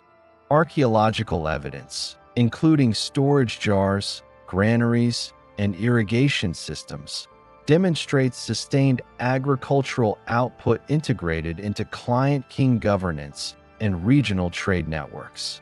Political tensions persisted under client kingship. Roman sources and archaeological records indicate periodic unrest, particularly in response to taxation, administrative decisions, or perceived violations of local autonomy. Fortifications, defensive installations, and destruction layers in select settlements correspond to documented uprisings, illustrating both the operational mechanisms of local resistance and the administrative responses implemented by Herod and his successors. These records demonstrate the complexity of governing a culturally distinct population under imperial oversight without relying on speculative interpretation. The Herodian period and subsequent client kingship established a foundation for Roman provincial administration. Military, economic, and religious structures developed under client rule persisted during the transition to direct Roman governance. Excavations in Jerusalem and regional towns reveal continuity in urban planning, administrative complexes, and religious infrastructure. Temple administration maintained central importance, providing a cohesive structure for economic, civic, and cultic coordination. Roman records, including correspondence and inscriptions, document the integration of Judea into imperial systems while retaining local operational autonomy under client rulers. Herod's death in 4 BC resulted in the subdivision of the kingdom among his heirs, creating multiple client territories under Roman oversight.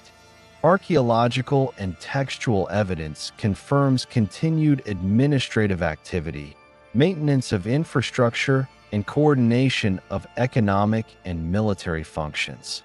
Numismatic evidence documents local rulers' authority while acknowledging Roman supremacy. Urban centers continued to function as administrative, religious, and economic hubs, with fortifications and civic facilities maintained across the province. This arrangement preserved operational efficiency while facilitating Rome's indirect control over Judea. The political and administrative structures established under Roman client kingship provided the framework for subsequent governance and the management of unrest. Historical records document continued Roman involvement in succession disputes, taxation enforcement, and military operations, including the deployment of legions to address uprisings. Archaeological findings, including fortifications, garrison remains, and urban modifications confirm the operational mechanisms by which Roman oversight was maintained in conjunction with local authority. The period demonstrates an organized system of administration, military security, and economic integration aligned with imperial standards. By 70 AD, increasing tension between local populations and Roman authorities culminated in open revolt, resulting in military campaigns under Vespasian and Titus. This phase concluded the era of client kingship with the destruction of Jerusalem, including the Second Temple, and the transition to direct Roman provincial governance. Archaeological evidence, including destruction layers, burned debris, and structural collapse, corroborates historical accounts.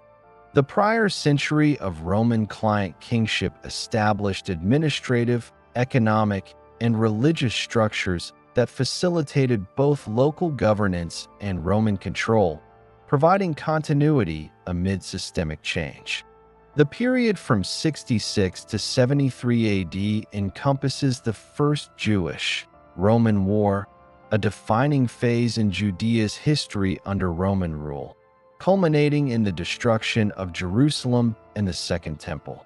Historical documentation for this period includes Roman records, contemporary Jewish accounts preserved by Josephus, inscriptions, coinage, and extensive archaeological evidence, providing a comprehensive record of military, administrative, and civic events. This period illustrates the transition from client kingship under Rome to direct provincial governance enforced through military conquest. Tensions between Roman authorities and Judean populations escalated over taxation, administrative interference, and religious regulations. Archaeological evidence, including fortifications, weapon caches, and destruction layers in urban centers, aligns with textual records of localized resistance preceding full-scale revolt. Roman administrative correspondence documents complaints, requests for intervention, and reports of unrest from procurators and local officials. These documents confirm systematic preparation by both Roman authorities and local actors, illustrating the operational context of early conflict without relying on the interpretation of motives. The revolt formally began in 66 AD when organized opposition in Jerusalem and surrounding towns seized control of administrative centers, expelling Roman officials and auxiliary forces. Josephus' accounts, corroborated by coinage issued by rebel authorities and destruction strata in cities such as Jaffa and Jericho, provide evidence of coordinated military and civic action. Urban archaeological layers show reinforcement of city walls, construction of barricades, and repurposing of civic spaces for defense.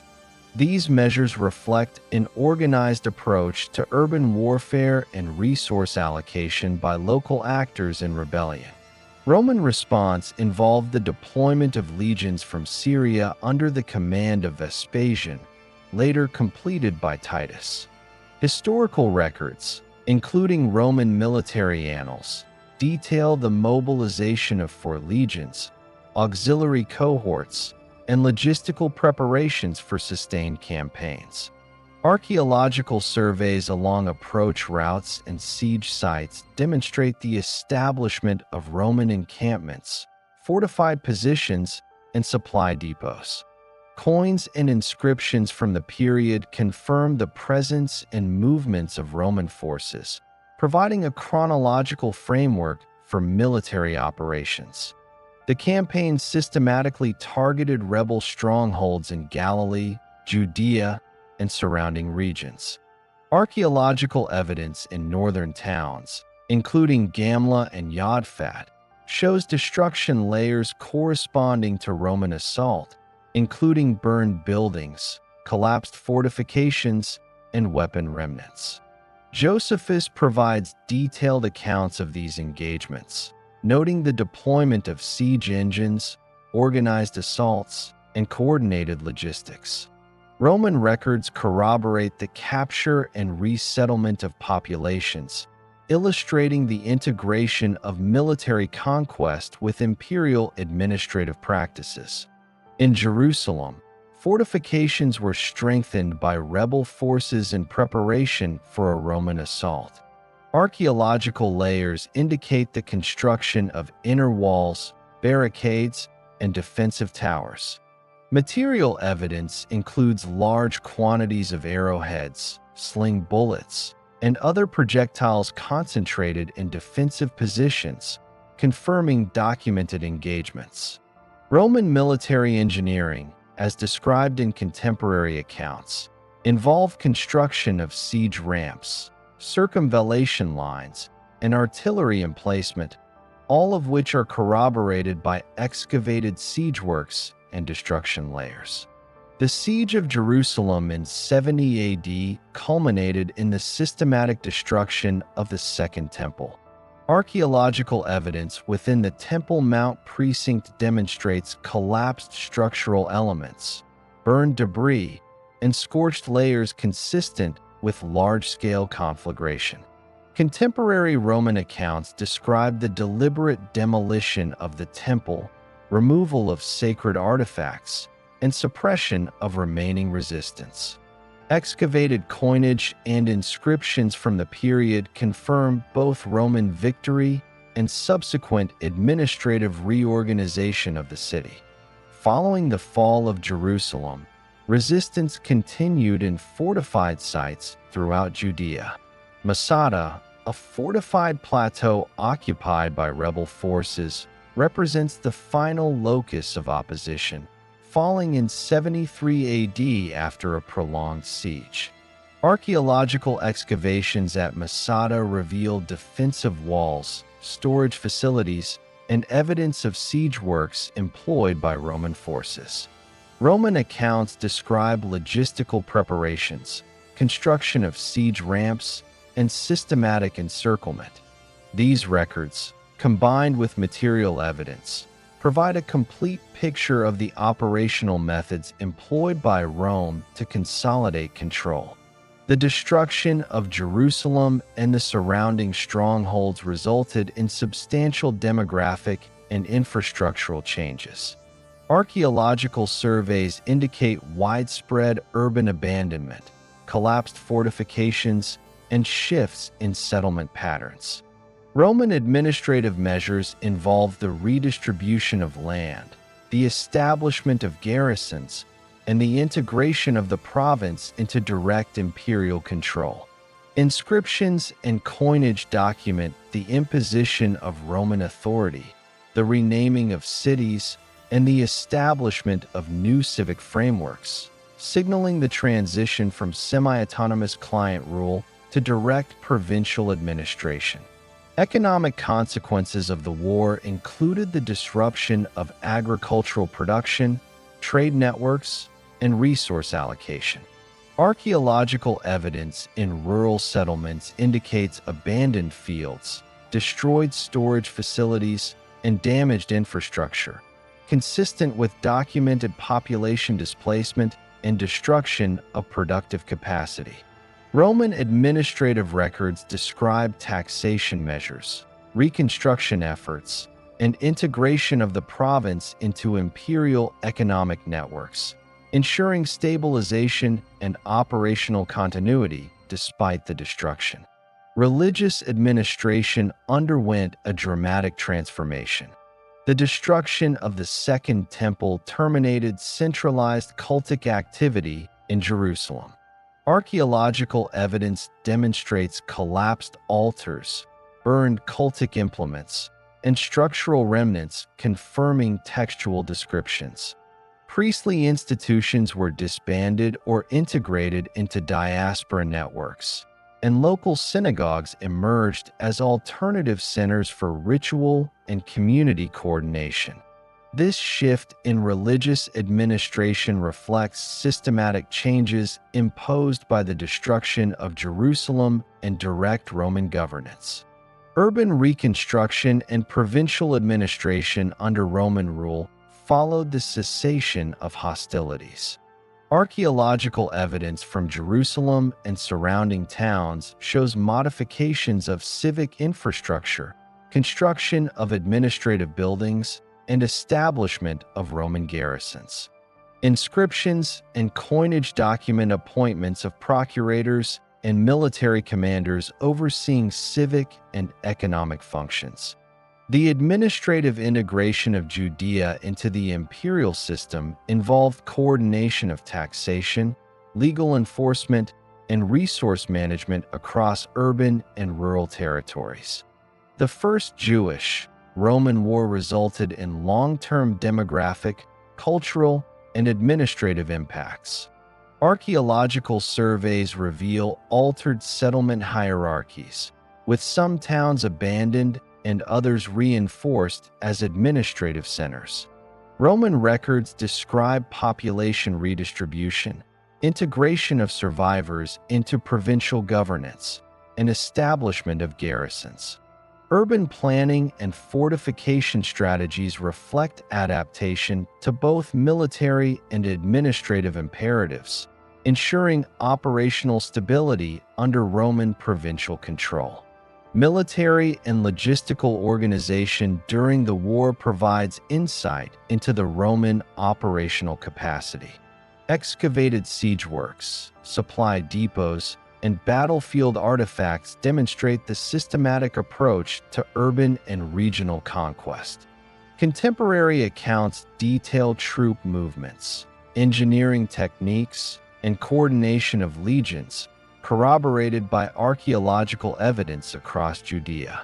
The integration of military, civic, and economic functions ensured effective consolidation of Roman authority following the war's conclusion.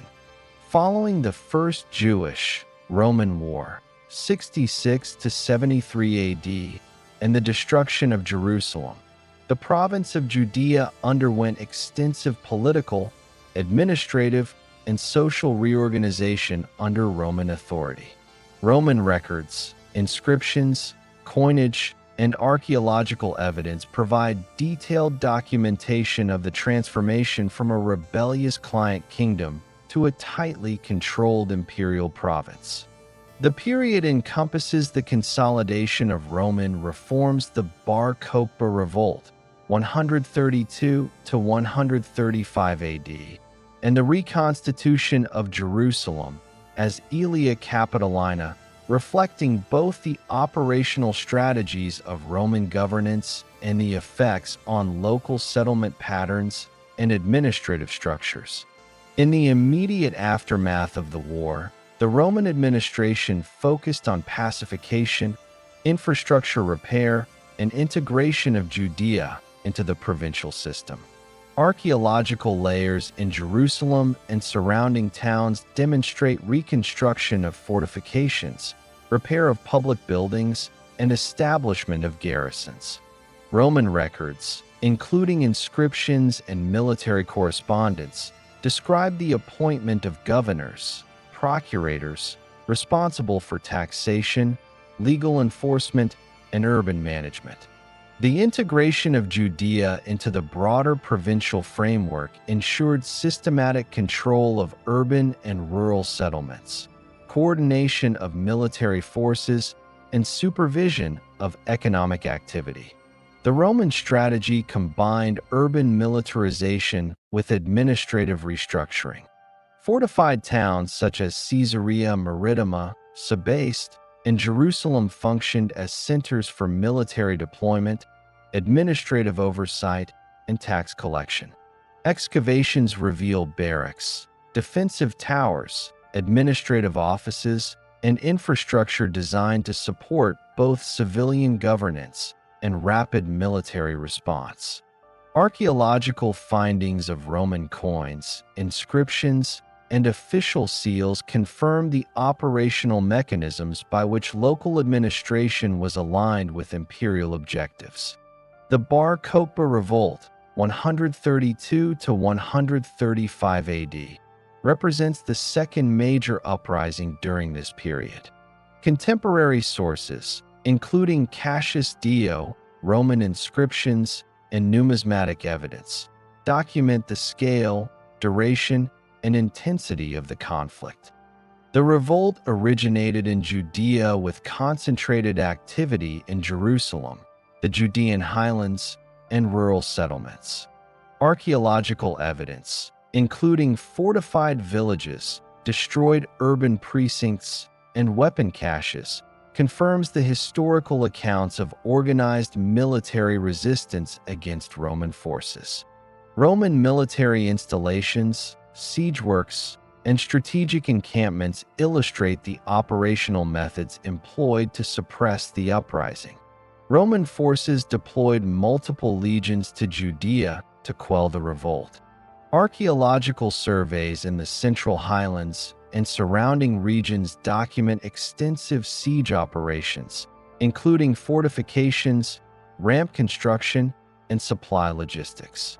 Roman inscriptions, along with numismatic evidence, provide chronological markers for troop movements, engagements, and territorial reoccupation. Evidence of widespread destruction, burned layers, and collapsed fortifications confirms the systematic approach taken by Rome to eliminate centers of resistance and reassert provincial control. The Bar Kokhba revolt resulted in significant demographic and administrative consequences. Archaeological and textual evidence demonstrates depopulation of rural settlements, destruction of urban centers, and displacement of populations.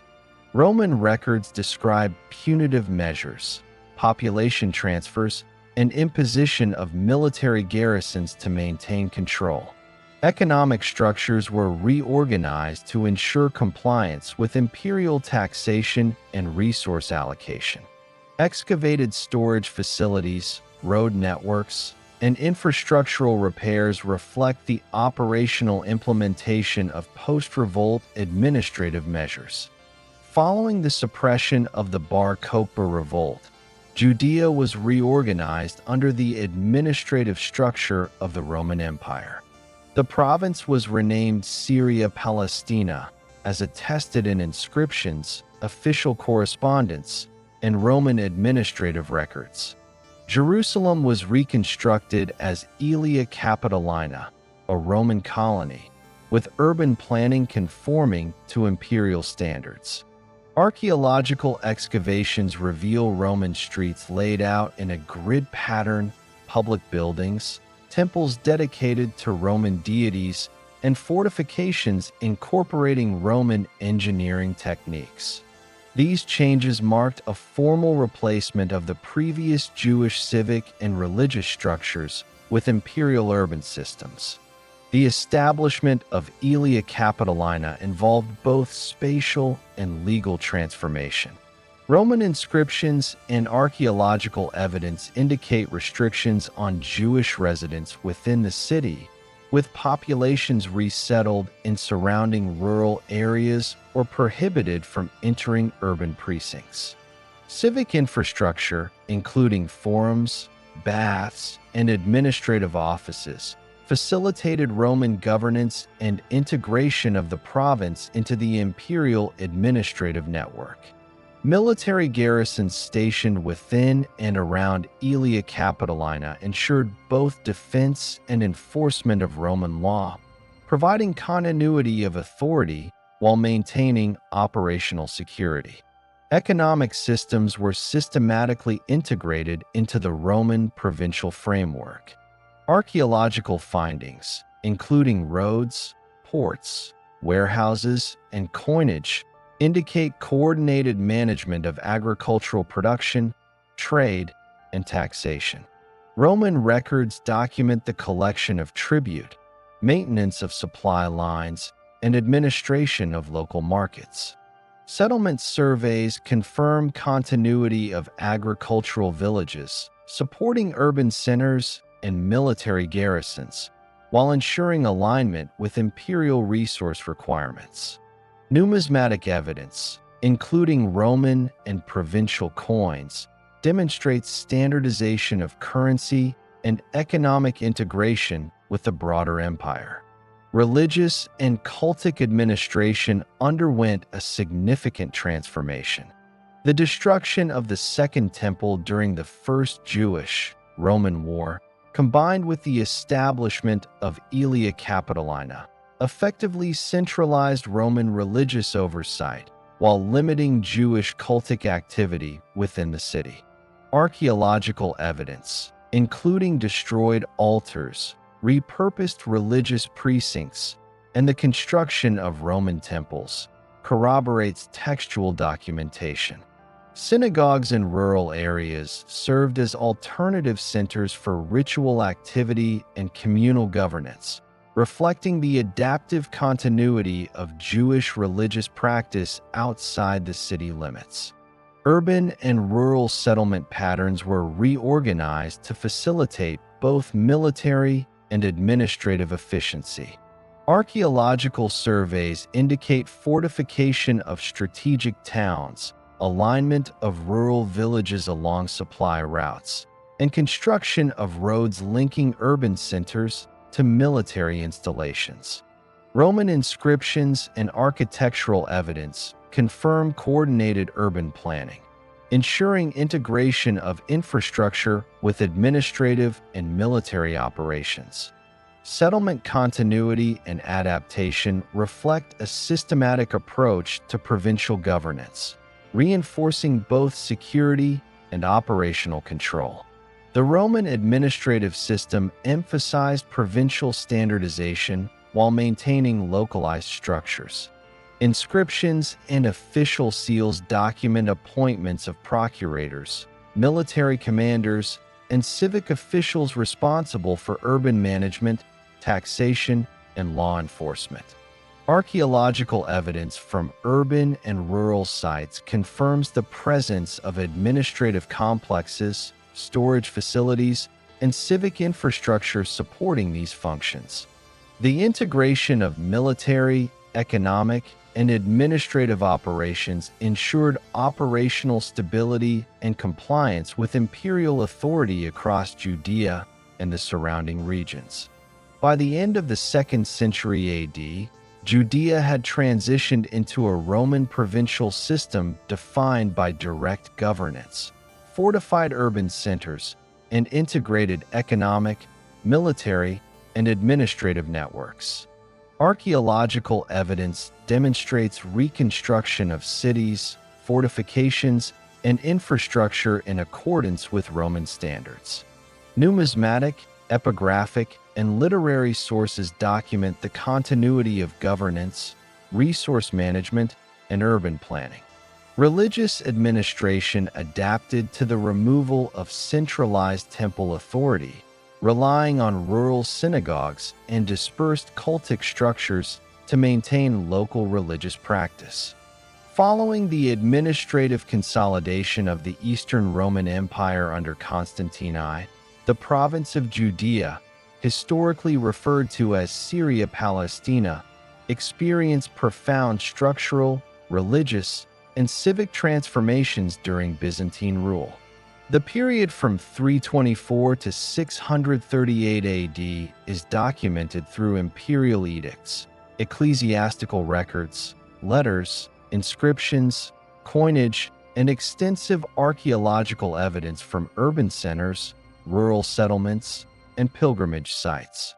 The Byzantine era formalized the Christianization of civic and religious life while maintaining Roman provincial administrative systems and infrastructure. Constantine's establishment of Christianity as a legally sanctioned religion in the early 4th century initiated systematic changes in both urban planning and institutional control.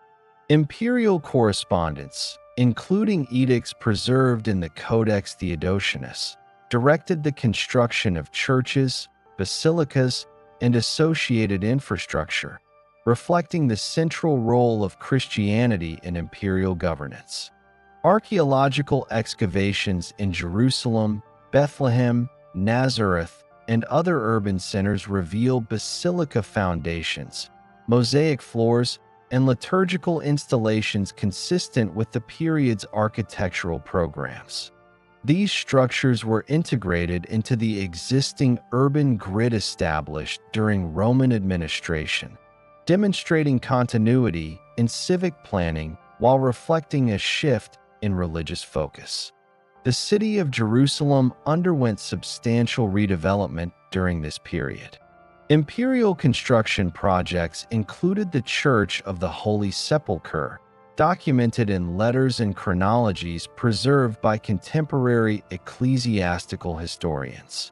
Archaeological evidence confirms large-scale engineering work, including foundation stabilization, stonework characteristic of the 4th century, and urban reorganization to accommodate Christian worship.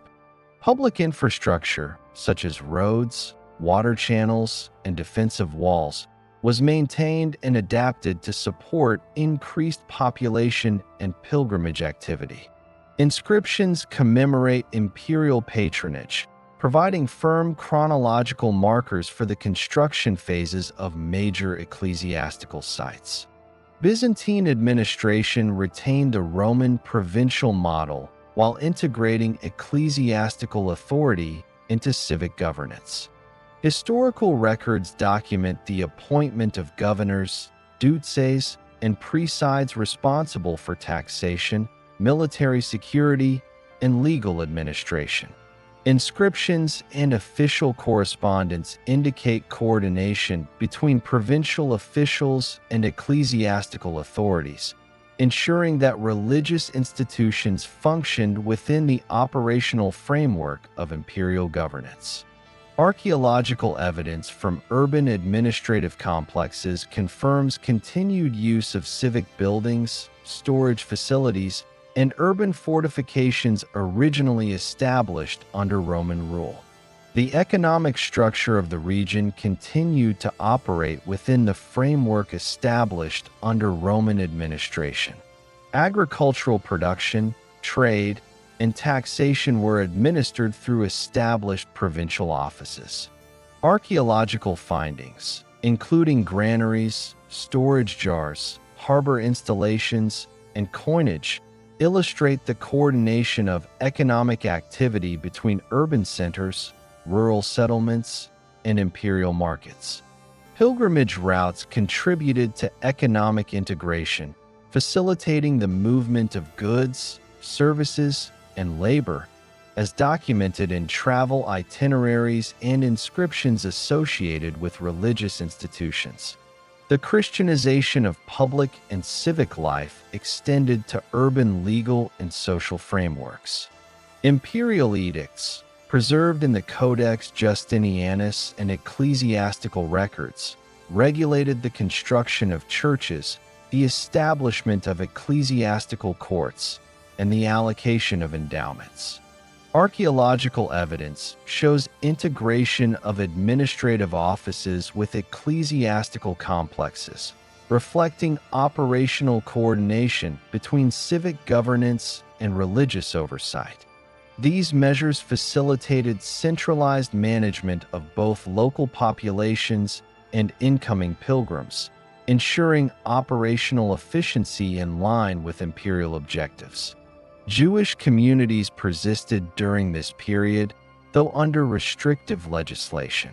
Historical records, including imperial edicts, describe limitations on synagogue construction, property ownership, and participation in urban administration. Archaeological surveys reveal continuity of rural settlements with synagogues and ritual baths outside the primary Christian urban centers, demonstrating adaptation to regulatory constraints while maintaining religious practice. Economic participation continued through agriculture, trade, and artisanal production, aligning with imperial taxation systems while operating within prescribed legal frameworks. The administration of pilgrimage sites played a central role in the Byzantine governance model. Archaeological evidence from Jerusalem, Bethlehem, and Nazareth documents large-scale construction of basilicas, hostels, cisterns, and roads to accommodate increasing numbers of visitors. Inscriptions and dedicatory markers confirm imperial funding and coordination with local authorities. The operational management of these sites included regulation of access, collection of fees, and maintenance of infrastructure, providing both economic support and administrative oversight. Military and security structures were maintained throughout Byzantine rule to ensure stability and protect pilgrimage and urban centers. Excavations reveal garrison posts, defensive towers, and urban fortifications consistent with contemporary military engineering. Historical records document the deployment of limitanei, border troops, and urban cohorts tasked with maintaining order, overseeing trade routes, and responding to localized unrest. These installations were strategically integrated with administrative and religious structures, demonstrating a coordinated approach to security within the province. Infrastructure improvements extended to water management, transportation, and civic utilities. Archaeological evidence, including aqueducts, cisterns, bridges, and road networks, confirms maintenance and expansion of pre-existing Roman infrastructure to meet the needs of an urban population oriented around religious and civic life. Inscriptions and engineering marks date construction and repair phases, corroborating documentary records and providing a continuous operational narrative of provincial management. These works facilitated economic activity, the movement of pilgrims, and administrative efficiency. The Byzantine era also witnessed the regional integration of smaller towns and rural settlements into the provincial framework. Archaeological surveys show continuity of habitation, fortification of strategic villages, and adaptation of infrastructure to support both local administration and economic networks. Historical sources document the collection of tribute, coordination of agricultural production, and management of local marketplaces. These measures ensured that both rural and urban sectors contributed to the operational stability of the province under Byzantine oversight. By the late 5th and early 6th centuries, additional administrative reforms integrated ecclesiastical and civic authority. Historical sources, including the writings of Procopius and ecclesiastical letters, describe the appointment of bishops and metropolitan authorities with legal, economic, and social responsibilities. Archaeological evidence of episcopal residences, churches, and administrative offices illustrates operational integration between religious and civic management. Coinage from the period, reflecting both imperial and regional authority, documents fiscal continuity and economic oversight in line with centralized Byzantine administration. Conflict and interaction with neighboring powers, including the Sasanian Empire, influenced provincial military and administrative strategies. Historical accounts, supported by inscriptions and fortification evidence, document regional defensive measures, garrison rotations, and coordination of local militias. These records, combined with archaeological findings, provide insight into operational continuity, logistical planning, and infrastructure adaptation in response to external pressures.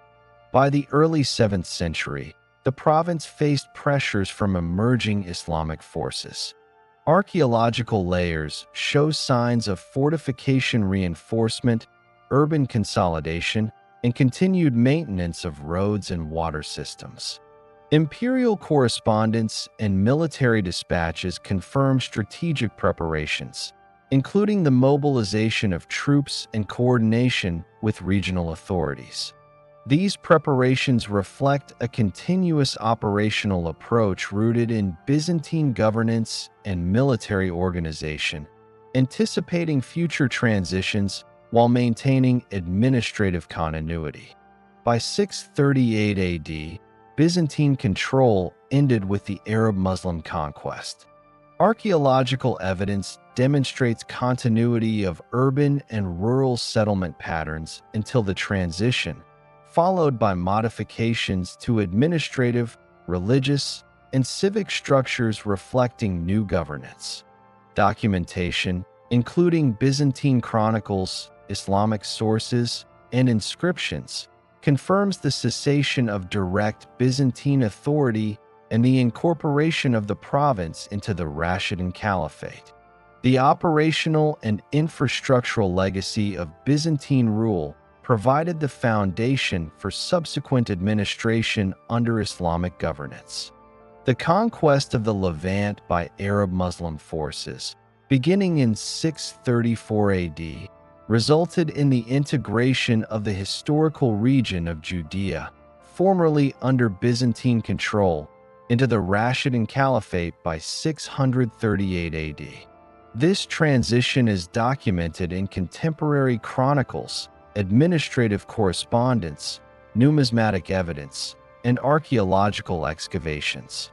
The Arab-Muslim conquest marked the beginning of a new political, administrative, and religious framework for the region, encompassing subsequent Umayyad, 661 to 750 AD, and Abbasid, 750 to 1258 AD governance. The historical record demonstrates the systematic organization of the province under successive Islamic administrations while retaining key elements of pre-existing infrastructure. The military conquest was executed by Arab Muslim forces under the command of Khalid ibn al-Walid and other generals, with campaigns progressing across Syria and the Levant. Byzantine sources, including chroniclers such as Theophanes and archaeological data from fortifications in Galilee and the coastal plain, provide evidence of sieges, troop movements, and the surrender of cities, including Caesarea Maritima and Jerusalem. Numismatic evidence, including early Islamic coinage minted in captured cities, confirms the transition of authority and the operational establishment of new administrative structures. Archaeological layers in urban centers document partial destruction, subsequent repairs, and adaptation of civic buildings to support Islamic governance. Jerusalem, a city of both strategic and religious significance, surrendered to Caliph Umar ibn al-Khattab in 638 AD. Contemporary accounts, including the Chronicle of Theophanes and letters preserved in Islamic historical compilations, describe formal surrender agreements, the establishment of fiscal and civic administration, and the maintenance of religious sites for Jews and Christians under dhimmi, protected status. Archaeological evidence from the Temple Mount and surrounding precincts shows adaptation of existing buildings for new administrative functions while preserving elements associated with non-Muslim religious practice. Urban infrastructure, including roads, water systems, and fortifications, was maintained, reflecting continuity of Roman and Byzantine engineering under Islamic oversight. Under the Rashidun administration, the province was incorporated into the larger administrative division of Bilad al-Sham, Greater Syria. Letters and fiscal records document the appointment of governors, emil or wali, the collection of land taxes, carriage, and the coordination of military obligations, jizya, from non-Muslim communities. Archaeological surveys of rural settlements indicate continuity of agrarian activity, storage facilities, and irrigation systems, demonstrating operational integration with imperial taxation and supply networks. Urban centers retained administrative offices adapted from Byzantine models, illustrating continuity of governance mechanisms. The Umayyad Caliphate, established in 661 AD, expanded administrative, religious, and urban development. Imperial correspondence, inscriptions, and coinage document the construction of monumental buildings, including the Dome of the Rock, completed 691 AD, and the Al-Aqsa Mosque. Archaeological excavations confirm foundational remains, inscriptions commemorating Umayyad patronage, and integration of these structures into the urban grid. The construction of these monuments reflects both the assertion of political authority and the consolidation of religious legitimacy in a historically contested urban center. Umayyad administration relied on a combination of Arab Muslim governors and local bureaucrats, often drawn from existing Byzantine administrative structures. Historical records, including fiscal correspondence and administrative letters preserved in the archives of Damascus, indicate systematic collection of taxes, registration of landholdings, and coordination of military contingents. Archaeological evidence, including civic buildings, cisterns, and fortifications, illustrates the adaptation of Roman and Byzantine infrastructure to meet the operational needs of the Umayyad provincial administration. Trade networks and economic structures were systematically integrated into the Umayyad system. Archaeological surveys demonstrate maintenance of roads, ports, and marketplaces connecting coastal cities such as Acre, Jaffa, and Caesarea with inland towns. Coinage from the period, including early Islamic dinars and dirhams, documents the standardization of currency and fiscal control. Storage facilities, workshops, and urban infrastructure facilitated both domestic and regional trade, while correspondence between provincial officials and the central Umayyad administration reflects coordinated economic oversight. The Abbasid Caliphate, beginning in 750 AD, reorganized administrative divisions and reinforced fiscal and military oversight. Contemporary chronicles, including Al-Tabari, and surviving administrative documents describe the appointment of governors, restructuring of taxation systems, and reinforcement of garrison towns. Archaeological evidence indicates continued maintenance of fortifications, urban roads, and civic buildings, confirming operational continuity across the Umayyad-Abbasid transition. Rural settlements continued to produce agricultural output integrated into regional taxation networks, illustrating administrative stability. Religious administration under early Islamic rule formalized the status of non-Muslim communities. Legal documents and epigraphic evidence indicate recognition of Jewish and Christian populations as dhimmi, subject to protection under Islamic law, payment of the jizya tax, and retention of limited communal autonomy. Archaeological findings in rural synagogues and churches confirm continued religious activity under these legal frameworks. Civic infrastructure, including market facilities and urban offices, accommodated both Muslim and non-Muslim populations while maintaining functional integration with provincial administration. Urban planning and architectural development reflect both continuity with Byzantine precedents and the introduction of Islamic administrative and religious priorities. Excavated structures, including civic offices, mosques, water channels, and fortifications, demonstrate systematic adaptation to support centralized governance, economic activity, and population management. Inscriptions and dedicatory markers commemorate the construction of public works, aligning operational control with imperial objectives. Archaeological evidence indicates integration of new urban elements with pre-existing Roman and Byzantine infrastructure. Military organization under Umayyad and Abbasid rule ensured provincial stability and protection of strategic centers. Archaeological surveys reveal garrison forts, watchtowers, and fortified urban precincts, consistent with textual accounts of military logistics, troop rotations, and defensive planning. Letters and fiscal records describe provisioning of garrisons, management of recruitment, and coordination with the central authority, providing a continuous operational record of military administration in the province. By the late 10th and 11th centuries, Jerusalem and the surrounding regions retained urban continuity, integrating civic, economic, and religious infrastructure under Islamic governance.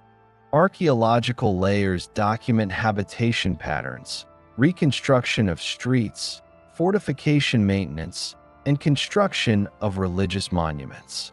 Numismatic evidence confirms the circulation of Abbasid currency, supporting both taxation and trade. Administrative correspondence reflects coordination between central authorities and local governors, ensuring continuity of operations in urban and rural sectors. Interactions with neighboring powers, including the Fatimids and Crusader encroachment, influenced local administration and security measures. Archaeological evidence, including fortifications, urban reinforcement, and inscriptions, demonstrates strategic adaptation to geopolitical pressures. Contemporary letters, chronicles, and coinage confirm the maintenance of operational control, continuity of taxation, and provisioning of garrisons despite external threats.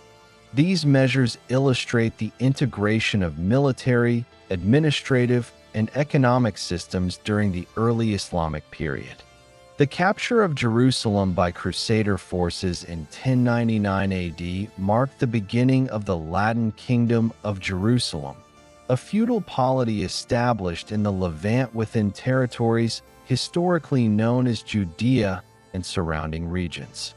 Contemporary chronicles, including those by Fulcher of Chartres, William of Tyre, and Arabic historians such as Ibn al-Qalanisi and Usama ibn Munkid, provide documentation of the military campaigns, administrative structuring, and socio-political transformations under Crusader rule. Archaeological evidence, including fortifications, churches, residences, and urban planning, corroborates textual accounts, allowing reconstruction of governance, military organization, and civilian life. Following the conquest, the Crusaders established a feudal hierarchy modeled on Western European precedents. The kingdom was divided into lordships, counties, and principalities, including the County of Edessa, Principality of Antioch, and the County of Tripoli, with Jerusalem functioning as the royal capital. Inscriptions, charters, and surviving administrative documents detail land grants, feudal obligations, and legal arrangements linking vassals to the monarch. Archaeological surveys of castles, such as Croc des Chevaliers and the Citadel of Acre, illustrate the operational implementation of defensive and administrative structures across the kingdom. The military architecture of the period reflects both strategic necessity and administrative function. Crusader fortifications were constructed or adapted from existing Byzantine and Islamic structures, incorporating concentric walls, towers, and gatehouses designed for both defense and governance. Excavations of Jerusalem, Acre, and Jaffa reveal bastions, citadels, and barracks consistent with textual accounts of military organization and strategic deployment. Supply lines, roads, and water systems integrated with fortifications ensured sustained operations and operational control over urban and rural sectors. Urban administration under the Crusaders involved integration of ecclesiastical authority and feudal oversight. Latin ecclesiastical institutions, including the Patriarchate of Jerusalem, were established alongside secular governance, with bishops, abbots, and canons exercising legal, fiscal, and civic authority. Charters and letters preserved in monastic archives document property rights, taxation, and adjudication of disputes. Archaeological evidence of churches, monasteries, and associated administrative complexes confirms the physical infrastructure supporting these functions. Jewish and Muslim populations experienced restrictions under Crusader governance. Contemporary chronicles, such as the writings of Ibn al-Khalanisi, describe expulsions, forced relocation, and limits on residence within the city of Jerusalem. Archaeological evidence indicates continuity of Jewish and Muslim communities primarily in peripheral urban quarters or rural settlements, maintaining economic activity, artisanal production, and trade under regulatory supervision. Taxation records and charters confirm operational mechanisms through which non-Latin populations contributed to the kingdom's economic and administrative framework. Economic activity under the Crusaders relied on urban trade networks, agricultural production, and maritime commerce. Excavations of port cities, including Acre and Jaffa, reveal warehouses, docks, and storage facilities supporting the movement of goods across the Mediterranean. Numismatic evidence documents the circulation of European coinage, including deniers and bezants, alongside locally minted coins, reflecting the integration of local and international markets. Agricultural production in rural territories sustained both urban centers and garrisons, with charters delineating obligations of peasant populations to feudal lords. The legal system combined European feudal norms with adaptations to local conditions. Charters and legal documents outline property rights, contracts, and dispute resolution procedures. Ecclesiastical courts administered canon law, while secular courts, led by lords and the king's representatives, adjudicated civil and criminal matters. Archaeological evidence from administrative buildings and legal inscriptions corroborates textual records, demonstrating operational integration of judicial functions within the broader governance framework. Crusader governance faced persistent military challenges from surrounding Islamic polities. Contemporary accounts, including those of Usama ibn Munkid and Ibn al-Athir, document repeated campaigns by the Fatimids, Ayyubids, and Mamluks. Archaeological evidence indicates reconstruction of fortifications, garrison expansions, and adaptive urban planning to address siege warfare. Military correspondence and charters highlight coordination between the central authority and local lords for defense, supply, and strategic planning. Religious structures were central to legitimization and administration. The construction of Latin churches, monasteries, and hospices served both ritual and civic functions, with inscriptions commemorating patronage from European nobility. Archaeological evidence demonstrates integration of religious buildings into urban planning, facilitating administrative oversight, economic regulation, and social organization.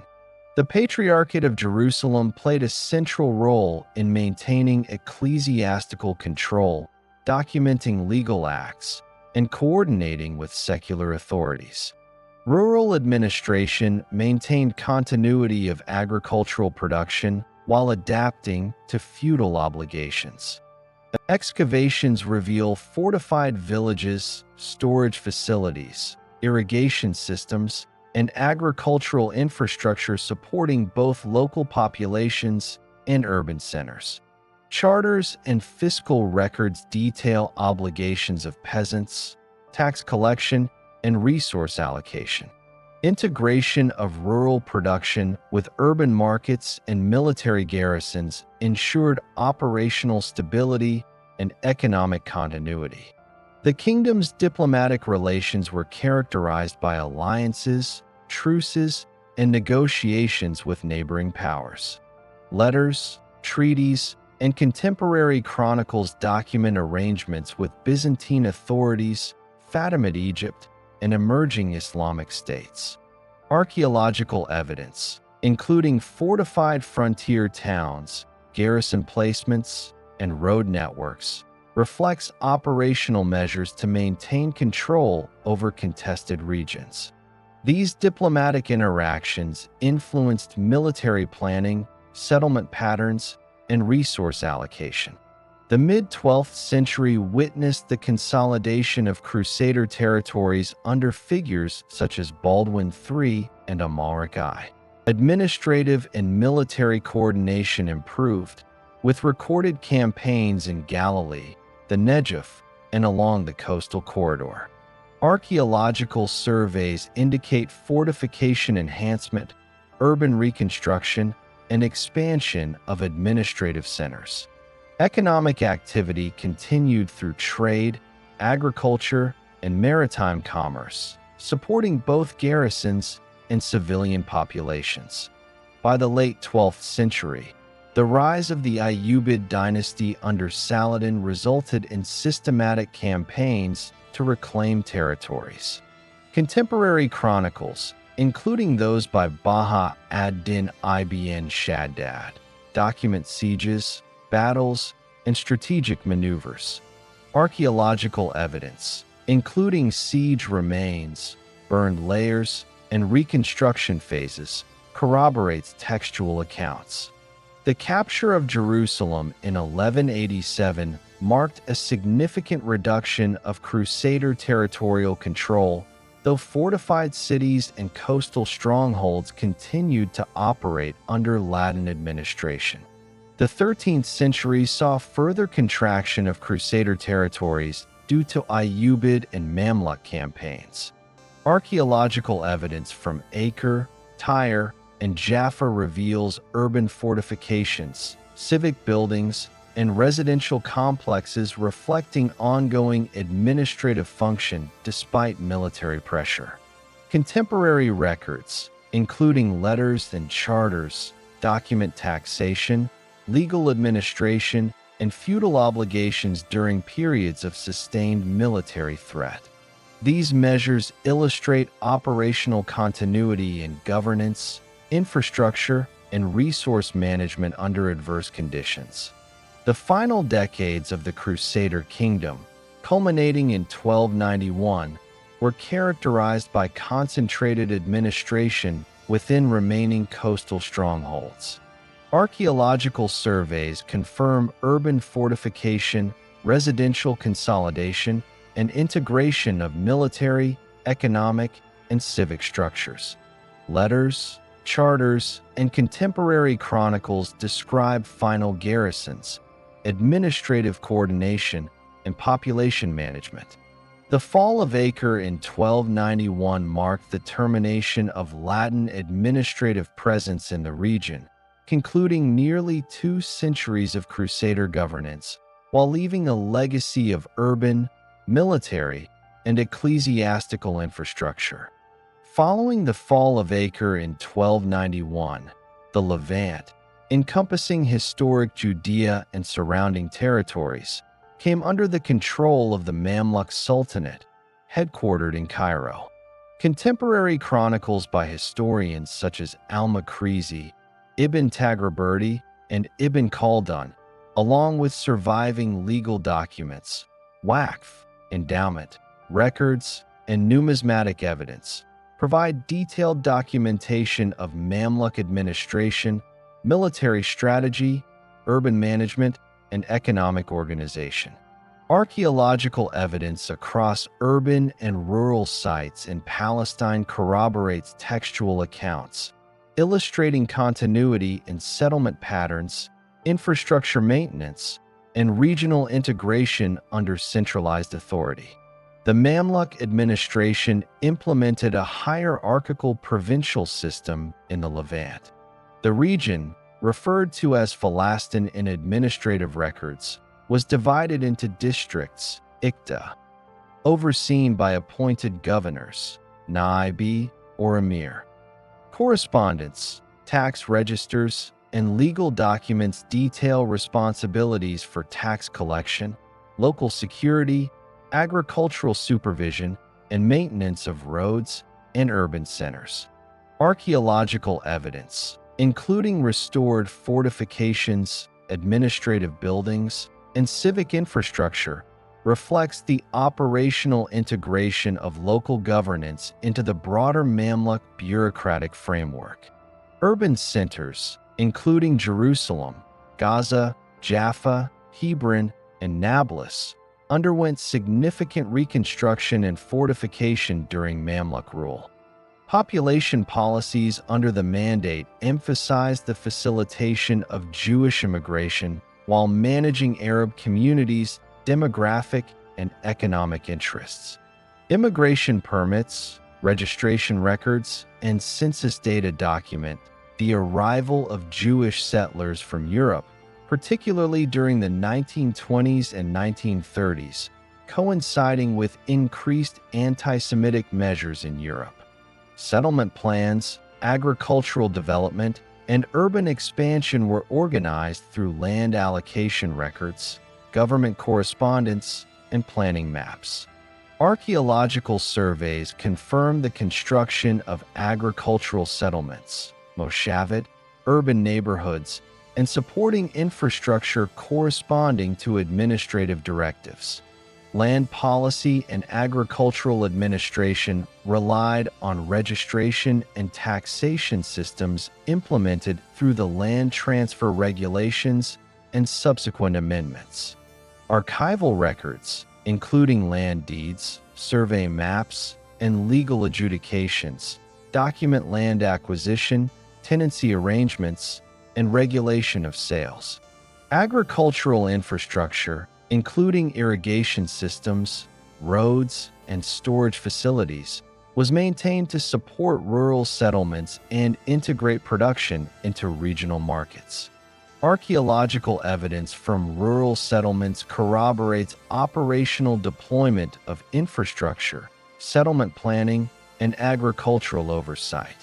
Urban centers expanded under British administration, with Jerusalem, Haifa, Jaffa, and Tel Aviv functioning as administrative, commercial, and logistical hubs. Municipal planning documents, construction permits, and census reports provide detailed accounts of residential expansion, public buildings, marketplaces, and ports. Architectural surveys confirm modernization efforts, including road networks, water supply, and municipal infrastructure, reflecting integration of administrative, commercial, and civil functionality. Public works projects were coordinated centrally through the High Commissioner's Office and locally through municipal authorities. Security administration relied on the establishment of police forces, military garrisons, and coordination with district officers. Archival records document the recruitment, deployment, and operational oversight of British and local personnel, including units tasked with maintaining order during periods of civil unrest. Reports detail interventions in communal disturbances, border management, and policing of urban and rural areas. Archaeological and infrastructural evidence confirms locations of police stations, barracks, and military outposts supporting operational security functions. Economic administration encompassed taxation, customs regulation, and market oversight. Mandate records detail the collection of municipal taxes, import-export duties, and trade licenses. Ports, roads, and marketplaces were regulated to facilitate commercial activity while ensuring revenue flows. Archaeological surveys of warehouses, docks, and commercial structures corroborate historical records of operational logistics and trade facilitation.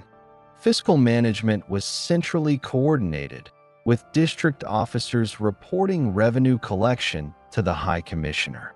The period also saw significant development of communication networks, including telegraph, postal services, and road infrastructure connecting urban and rural areas. Archival documents provide operational details of telegraph lines, postal routes, and road maintenance.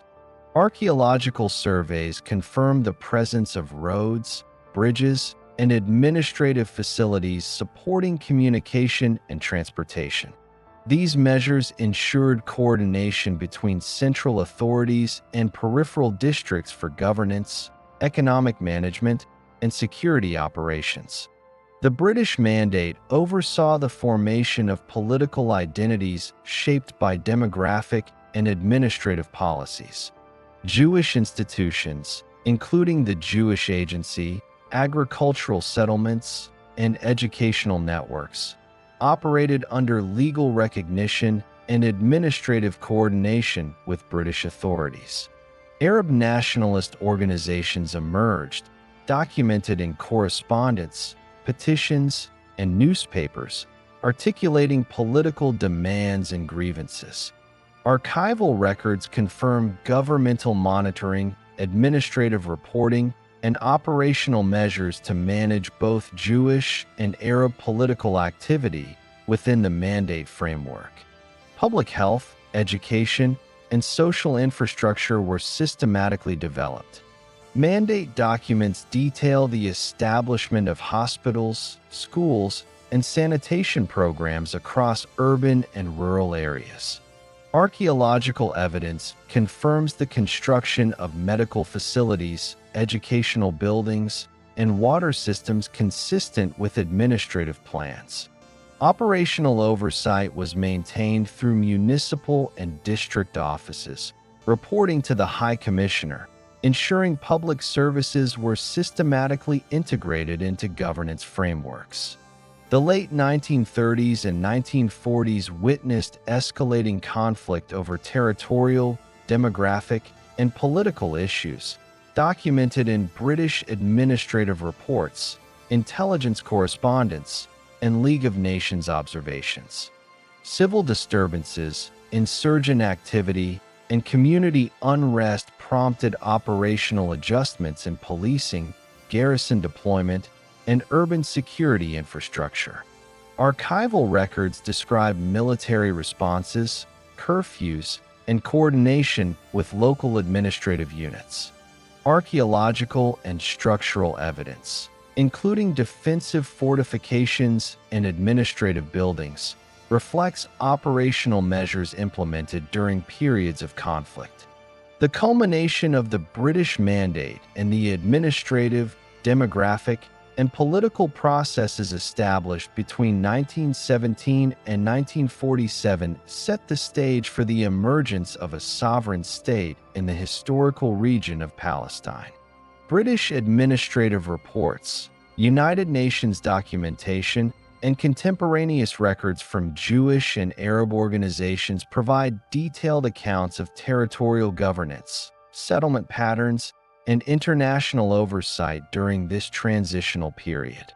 Census data, immigration records, land registries, and UN resolutions serve as primary sources for understanding the operational and political framework preceding the establishment of the State of Israel. In November 1947, the United Nations General Assembly passed Resolution 181, outlining the partition of the territory into separate Jewish and Arab states, with Jerusalem designated as an international zone administered by the UN. The resolution, documented in UN archives, defined boundaries, governance structures, and administrative responsibilities. British withdrawal plans, described in colonial office correspondence and military reports, were synchronized with the UN framework, including coordination of civil services, security arrangements, and transition of infrastructure to local authorities. Following the adoption of the partition plan, hostilities between Jewish and Arab communities escalated. Archival reports from the British High Commission, as well as operational records from Jewish defense organizations such as the Haganah and Arab militias, document skirmishes, territorial control efforts, and population movements. Urban centers, including Tel Aviv, Haifa, and Jerusalem, became focal points for military engagement, administrative coordination, and civilian protection measures. Military communications, intelligence reports, and operational directives confirmed the structured deployment of armed units and logistical support for both sides. On May 14, 1948, the Jewish leadership declared the establishment of the State of Israel, formalized through government records and proclamations retained in the State Archive of Israel. Administrative continuity was ensured by the immediate formation of provisional governance structures, including the establishment of ministries for finance, defense, interior, and foreign affairs. Operational orders, staffing records, and municipal coordination reports document the functioning of civil administration, integration of pre-existing municipal institutions, and coordination of security forces during the initial phase of statehood. Concurrently, neighboring Arab states, Egypt, Jordan, Syria, Lebanon, and Iraq, mobilized military forces to intervene in the conflict, leading to the first large-scale war following the declaration of independence. Official military records, operational maps, and strategic communications detail the composition, deployment, and objectives of armed forces on both sides. Archaeological surveys and contemporary photographic documentation corroborate the scale of military operations, fortifications, and urban defensive measures implemented during the conflict. Urban and rural territories experienced significant administrative and demographic shifts. Operational reports, population registries, and land transfer records document the evacuation, displacement, and relocation of Palestinian Arab communities, as well as the establishment of Jewish settlements in strategically secured locations. Military orders and civil administration correspondence describe measures to maintain public services, infrastructure repair, and population management in contested areas, ensuring operational continuity amidst conflict. International oversight and diplomatic engagement during the 1948 to 1949 war were documented through UN observers, ceasefire negotiations, and armistice agreements. The United Nations Truce Supervision Organization, UNTSO, provided detailed reports on ceasefire violations, troop movements, and territorial control. Correspondence between the UN, the Provisional Israeli Government, and neighboring Arab states outlines negotiation protocols, operational constraints, and administrative coordination required to implement temporary ceasefires and maintain humanitarian access to urban and rural populations. The Israeli Defense Forces, IDF, established during the final months of the mandate, conducted coordinated campaigns to secure territorial control, manage refugee flows, and maintain supply lines. Operational records, strategic planning documents, and after-action reports provide detailed accounts of military engagements, command hierarchies, and logistical support. Archaeological surveys and preserved battlefield sites corroborate locations of fortifications, defensive positions, and urban control points critical to operational planning and execution. Diplomatic recognition and armistice negotiations were formalized through agreements with Egypt, Jordan, Lebanon, and Syria between 1949 and 1950. These documents, retained in national and UN archives, delineated operational boundaries, demilitarized zones, and mechanisms for the administration of disputed territories. Territorial demarcation was enforced through physical markers, administrative oversight, and coordination of civil governance in newly controlled areas. Administrative records confirm integration of urban and rural populations under Israeli governance structures following cessation of hostilities. Population movements during and after the conflict involved both Palestinian Arabs and Jewish immigrants from Europe and Arab countries. Operational documentation, including refugee registries, municipal records, and international relief reports, tracks displacement, resettlement, and absorption of new arrivals. Archaeological and cadastral surveys verify property transfers, construction of new settlements, and infrastructure development corresponding to population redistribution and administrative planning. Economic stabilization and operational continuity were critical during the initial state formation period. Archival records, government budgets, and trade reports document the regulation of commerce, management of agricultural production, and establishment of financial institutions. Ports, road networks, and urban marketplaces functioned as hubs for trade, provisioning, and transportation, supported by administrative oversight to ensure continuity of supply, taxation, and resource allocation during and immediately after the conflict. Urban reconstruction and infrastructure management were prioritized to restore essential services disrupted by conflict.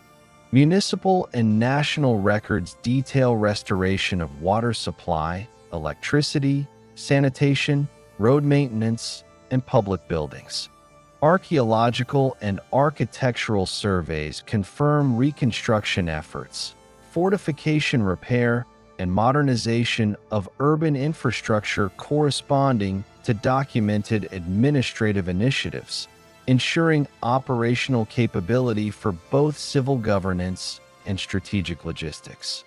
Security administration in post-conflict Israel was maintained through coordination of local police forces, military units, and civil defense systems. Operational reports, staffing records, and administrative directives detail policing of urban and rural areas, border management, and management of displaced populations. Fortified positions, watchtowers, and urban checkpoints, confirmed through archaeological surveys, reflect operational strategies to maintain public order and territorial security. By the conclusion of formal hostilities in 1949, the newly established State of Israel had secured defined territorial boundaries, organized civil administration, and implemented operational frameworks for governance, security, and economic management.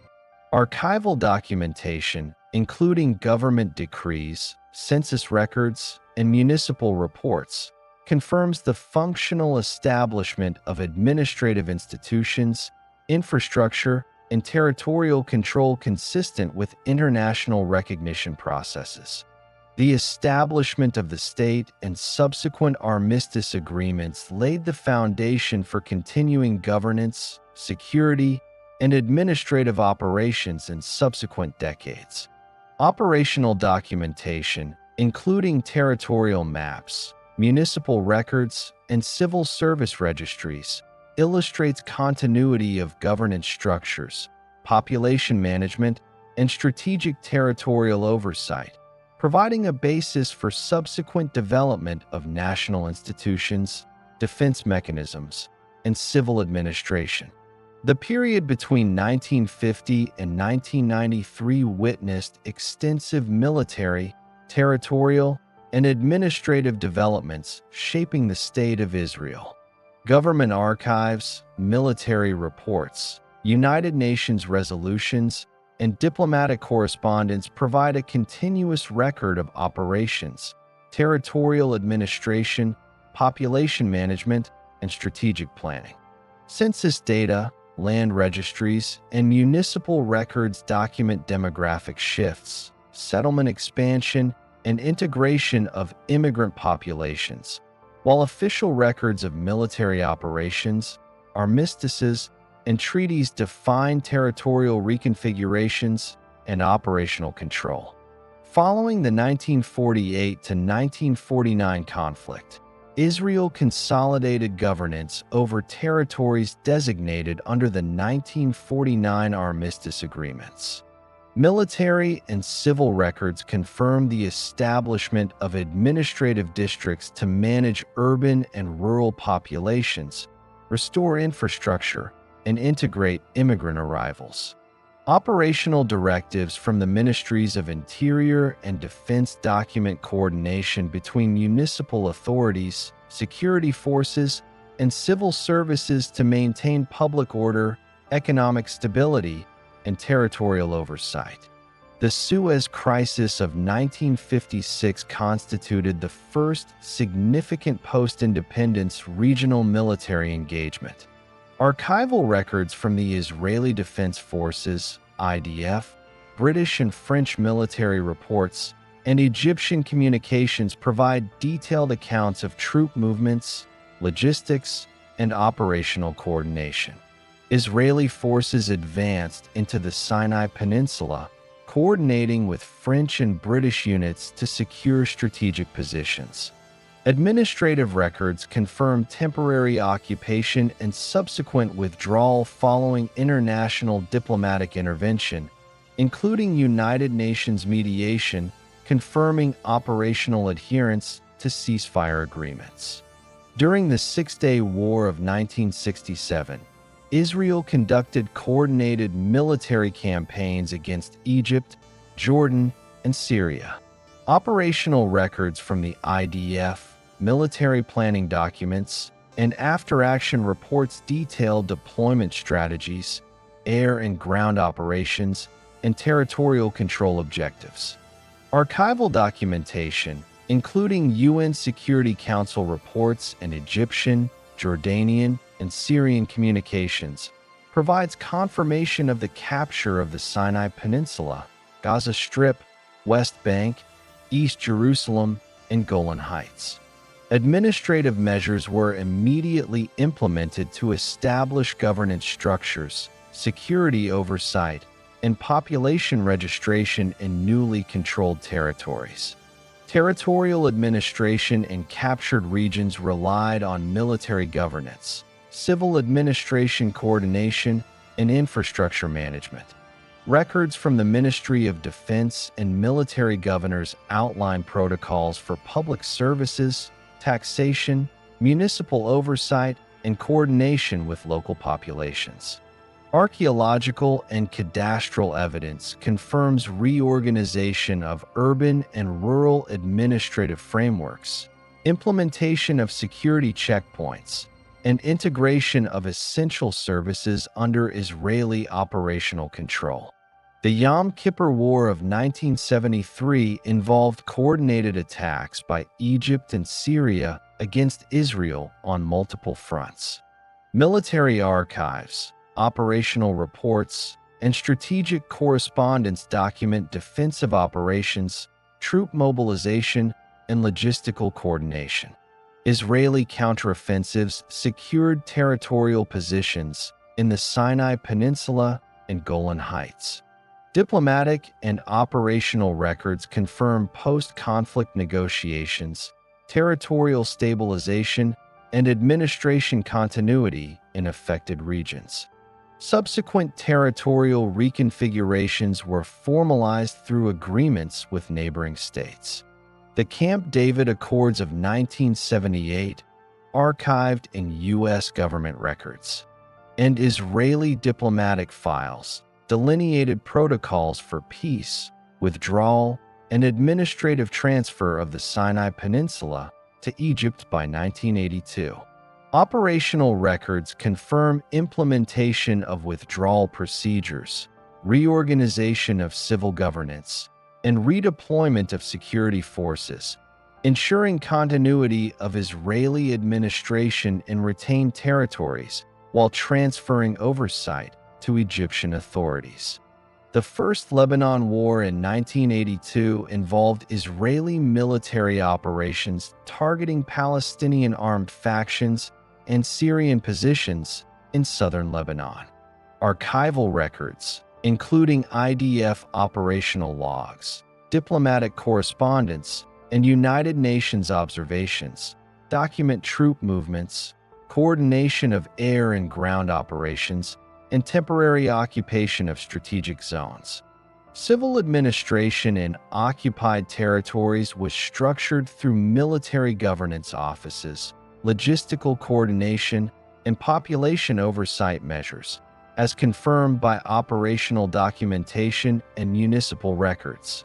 Domestic administration of Israeli territory during this period included the integration of diverse immigrant populations.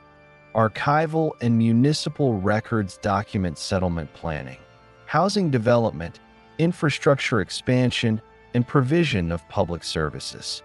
Census data corroborate demographic shifts resulting from immigration from Europe, North Africa, and the Middle East.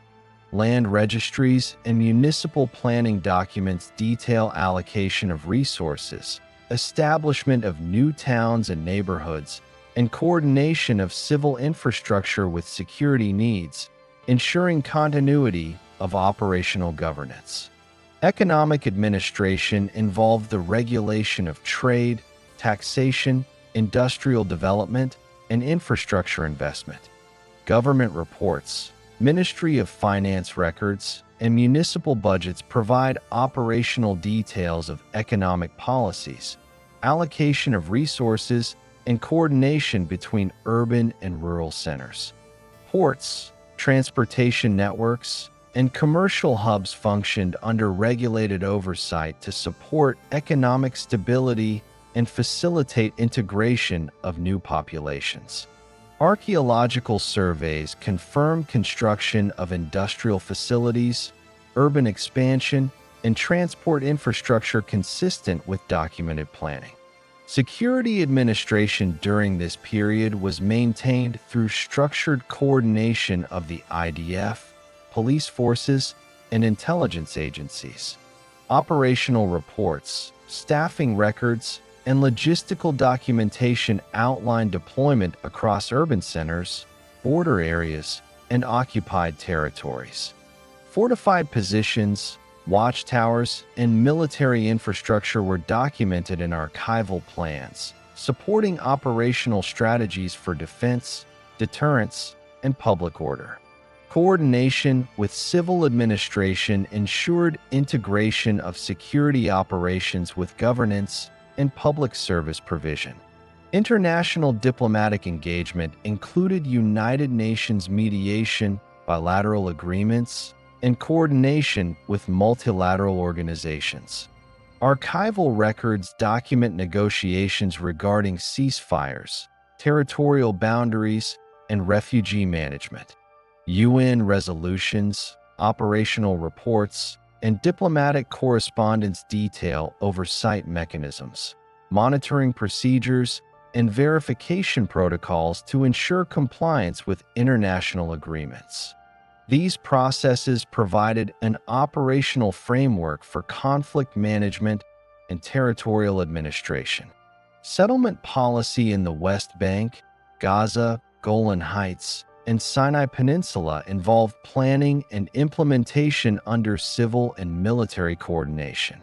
Archival documentation, including settlement maps, land registries, and Ministry of Construction and Housing reports, confirms operational oversight of land allocation, infrastructure development, and population registration. Archaeological surveys corroborate the construction of residential and municipal structures, roads, and public utilities, reflecting systematic integration into broader administrative and operational frameworks. Throughout the 1980s and early 1990s, continued regional conflict, including cross-border engagements and security incidents, necessitated operational adjustments in territorial management.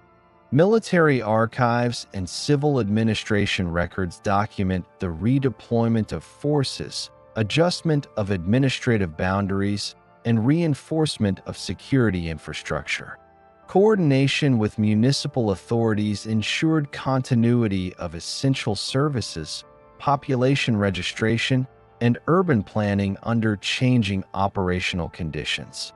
By 1993, preceding the Oslo Accords, Israel had established stable governance over defined territorial boundaries, functioning municipal and district administration, and operational frameworks for economic, social, and security management. Archival documentation, including census data, municipal records, military planning files, and diplomatic correspondence, provides detailed verification of administrative, operational, and territorial organization. These records confirm the continuity of governance, infrastructure management, and security operations through decades of conflict and territorial reconfiguration. The period between 1993 and 2005 marks a distinct phase in the political and administrative development of Israel and the territories under its control, characterized by formalized agreements with Palestinian representatives, adjustments in governance structures, and operational reconfigurations of civil and security administration. Primary documentation includes official records from the Israeli government, Palestinian Authority publications, United Nations oversight reports, and diplomatic correspondence from international actors, providing continuous verification of administrative, territorial, and operational developments during this period. The Oslo Accords, formally concluded in 1993 and ratified through mutual declarations between the government of Israel and representatives of the Palestine Liberation Organization, PLO, established frameworks for phased administrative and security transfers. Texts of the agreements, preserved in national archives and UN documentation, specify jurisdictional delineations, responsibilities for civil governance, and protocols for security coordination in the West Bank and Gaza Strip. Operational schedules outline timelines for Israeli withdrawal from specific urban areas and the establishment of the Palestinian Authority, PA, as a governing body, with responsibilities for municipal administration, civil services, and law enforcement. Implementation of the Oslo Framework required the reorganization of territorial governance. Archival records from the Ministry of Defense and the Civil Administration detail the demarcation of Areas A, B, and C in the West Bank, specifying operational control by the PA, shared authority, and continued Israeli administration, respectively. Maps, field reports, and administrative directives provide precise documentation of geographic boundaries, the location of checkpoints, and the deployment of security personnel. Census and population records were updated to reflect jurisdictional changes, ensuring accurate registration of residents for taxation, social services, and electoral processes. Security coordination during this period involved structured arrangements between Israeli Defense Forces, IDF, units, the Israeli police, and PA security forces. Operational manuals, training records, and joint coordination meeting minutes detail procedures for intelligence sharing, incident response, and control of border crossings and sensitive areas. UN and international observer reports confirm adherence to operational protocols and provide documentation of adjustments in response to emerging security challenges. Military archives corroborate strategic deployment of forces to maintain operational oversight and public order in transitional zones. Civil administration and areas transferred to PA control encompassed municipal governance, infrastructure maintenance, public health, education, and social services. Records from the Palestinian Authority and coordinating Israeli civil offices document the establishment of municipal councils, the appointment of administrative officials, and operational management of urban and rural infrastructure. Reports on water distribution, electricity supply, road maintenance, and waste management confirm functional continuity of essential services, with coordination protocols maintaining integration between Israeli and PA-administered regions. Settlement expansion and territorial administration under Israeli authority continued in designated areas, as documented in the Ministry of Housing, Land Administration, and Civil Planning records. Land registries, municipal plans, and cadastral surveys provide operational details of construction projects, infrastructure integration, and urban development in West Bank settlements. Archaeological and survey evidence confirms the expansion of residential neighborhoods, road networks, and public utilities corresponding to documented administrative policies. The Oslo period coincided with significant international diplomatic engagement. Documentation from the United States, European Union, and United Nations reflects structured monitoring of compliance, facilitation of negotiations, and reporting of operational implementation. Diplomatic correspondence details joint committees, observer missions, and verification protocols for civil administration, security operations, and territorial transfers. UN Security Council resolutions and observer reports provide continuous verification of operational adherence to the terms of agreements. Population administration involved registration, documentation, and coordination for civil services in newly delineated jurisdictions. Census records, municipal registries, and tax administration reports confirm updated population figures, provision of social services, and integration of demographic data for electoral, educational, and civil planning purposes.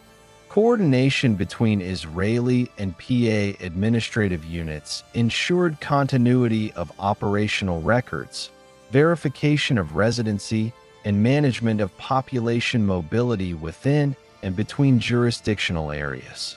Economic and infrastructure management under the Oslo framework included tax collection, regulation of trade, management of utilities, and coordination of economic activity across Israeli and PA-controlled zones. Ministry of Finance records, municipal budgets, and operational reports detail procedures for revenue collection, financial administration, and investment in public infrastructure. Archival evidence confirms operational oversight of commerce, industrial zones, and urban development projects, ensuring continuity of economic administration during the transition. Conflict during this period, including the Second Intifada beginning in 2000, required operational adjustments in governance, security deployment, and civil administration. Military reports, police records, and municipal documentation detail curfews, closure of sensitive zones, reinforced checkpoints, and emergency civil service operations. Coordination protocols between Israeli authorities and international observers verified operational implementation and adherence to humanitarian and administrative obligations. Field reports and urban surveys document infrastructure damage, subsequent repairs, and operational adjustments to ensure the continued functionality of essential services. Diplomatic engagement during the Oslo period involved negotiations to resolve territorial disputes, operational coordination of civil administration, and management of security incidents. Archival records from the Israeli Foreign Ministry, U.S. Department of State, and UN agencies document structured dialogue, verification mechanisms, and reporting protocols. International monitoring missions provided continuous evaluation of compliance with territorial, administrative, and security arrangements. Territorial reconfigurations under the Oslo framework included phased Israeli withdrawals from designated areas, the establishment of PA administrative authority, and the delineation of remaining Israeli-controlled regions. Operational records, maps, and administrative directives detail specific procedures for the redeployment of military personnel, transfer of municipal responsibilities, and integration of civil services. Archaeological and cadastral surveys confirm physical implementation of administrative boundaries, settlement adjustments, and infrastructure transfer consistent with documented protocols. Urban planning and infrastructure development in PA-administered areas were managed through coordination with local councils, international donors, and Israeli oversight where necessary. Municipal records document the development of roads, water systems, electricity networks, and public buildings. Operational reporting ensured continuity of services despite fluctuating security conditions and administrative transitions. Construction permits, cadastral documentation, and population registries provide corroborating evidence of functional governance and urban management. By 2005, Israel had implemented operational redeployment from Gaza under unilateral withdrawal plans, transferring administrative and security responsibilities to the PA. Government records, military directives, and operational reports detail structured evacuation, infrastructure handover, and coordination with international observers. Documentation confirms continuity of administrative functions, population management, and operational security oversight during the transition. The period from 2005 to 2020 was defined by continued operational and administrative evolution within Israel and its neighboring territories, shaped by military engagements, political realignments, and international diplomatic developments. Verified records from the Israeli government, the Palestinian Authority, United Nations agencies, and international diplomatic missions provide detailed accounts of administrative actions, military operations, territorial management, and regional negotiations during this period. In 2005, Israel executed a unilateral disengagement from the Gaza Strip, formally transferring administrative and security responsibilities to the Palestinian Authority. Operational records, government directives, and Ministry of Defense documentation detail the structured evacuation of settlements, relocation of military forces, and transfer of infrastructure, including roads, utilities, and public facilities. Population registries and cadastral records confirm the relocation of approximately 8,000 Israeli residents from 21 settlements, while maintaining operational oversight of border crossings, security monitoring, and coordination with international observers.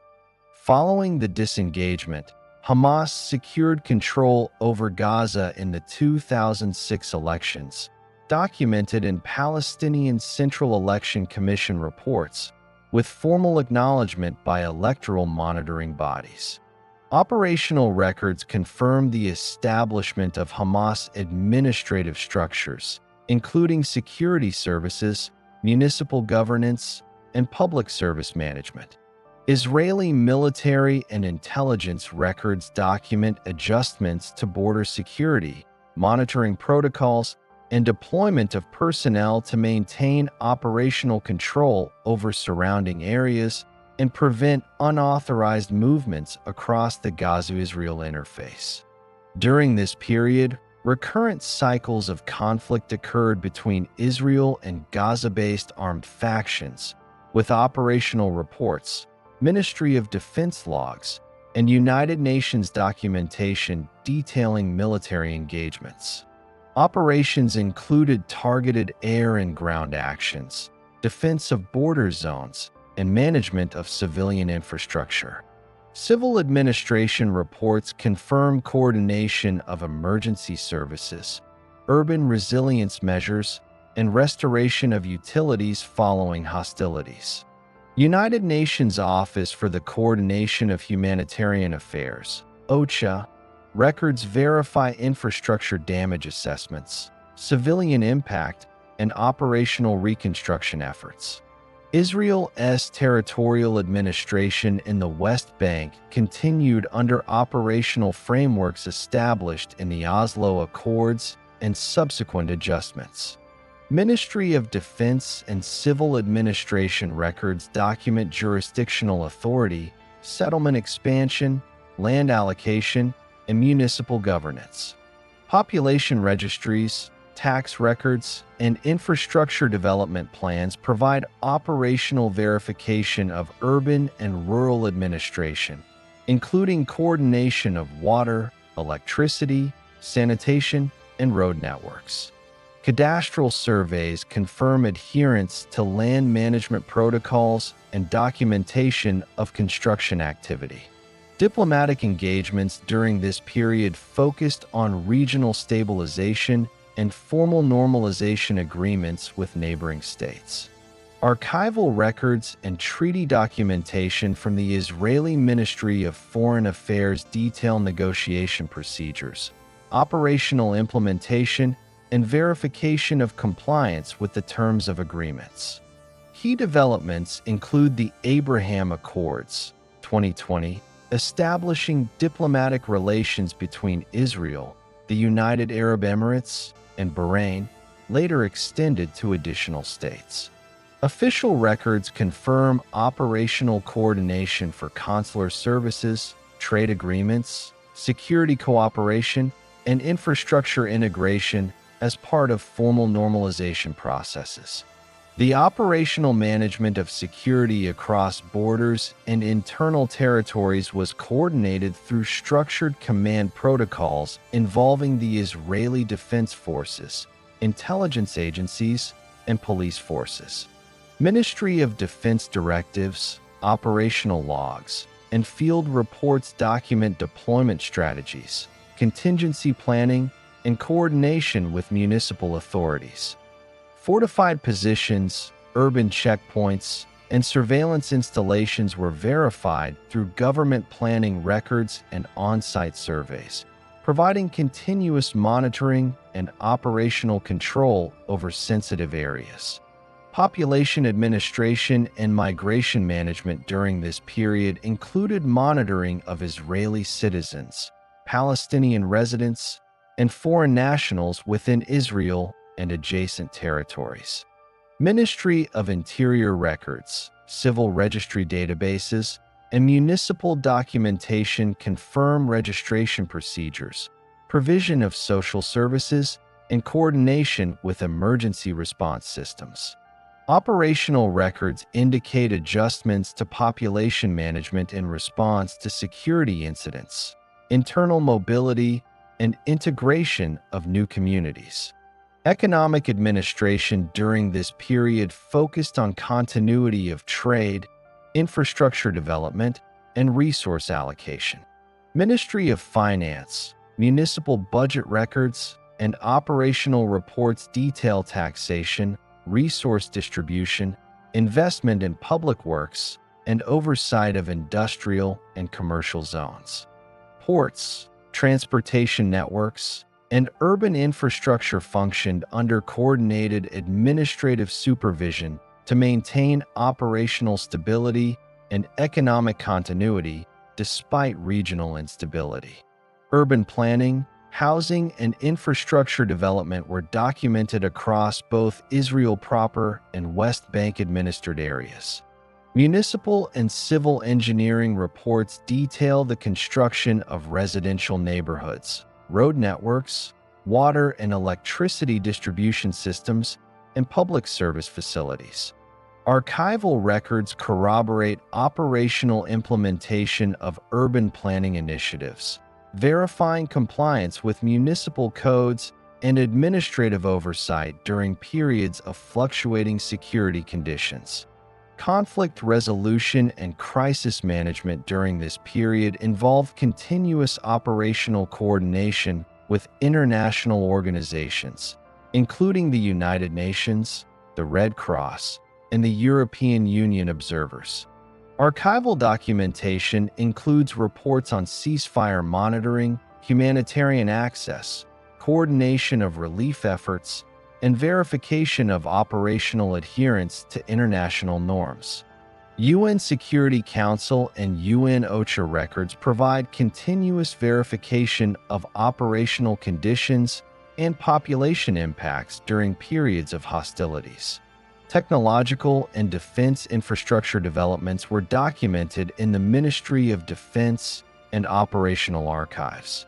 Records confirm deployment of missile defense systems, surveillance technologies, and urban security enhancements. Operational oversight included maintenance schedules, staffing records, and contingency planning. Documentation verifies integration of advanced technologies into both civilian and military operational frameworks to maintain territorial security and continuity of governance. By 2020, Israel maintained functional governance over defined territorial boundaries, coordinated civil administration in settlements and urban centers, and operational security frameworks encompassing the West Bank, Gaza interface, and international borders. Archival documentation, including government records, municipal registries, military operational logs, and international monitoring reports, provides continuous verification of territorial administration, population management, infrastructure maintenance, and operational readiness across all areas under Israeli jurisdiction. The period from 2020 to 2025 represents a stage of operational consolidation and strategic positioning for Israel within the regional and global geopolitical framework. Verified government records, United Nations documentation, international treaty texts, defense reports, and technological development records provide continuous, documented evidence of administrative, security, diplomatic, and economic activity. During this period, Israel maintained defined territorial control over internationally recognized borders and settlements in the West Bank, alongside operational security oversight of areas bordering the Gaza Strip. Ministry of Defense and Civil Administration archives document border management protocols, deployment of personnel, monitoring systems, and contingency plans for civil and military operations. Cadastral surveys and municipal records confirm administrative jurisdiction, urban planning, and infrastructure management across occupied and controlled territories. Technological and military modernization characterized Israel's operational approach. Ministry of Defense and military procurement records detail the development and deployment of advanced missile defense systems, surveillance technologies, cyber infrastructure, and operational intelligence networks. Archival evidence confirms integration of these systems into civil defense frameworks, coordination with municipal authorities, and operational readiness for conflict scenarios.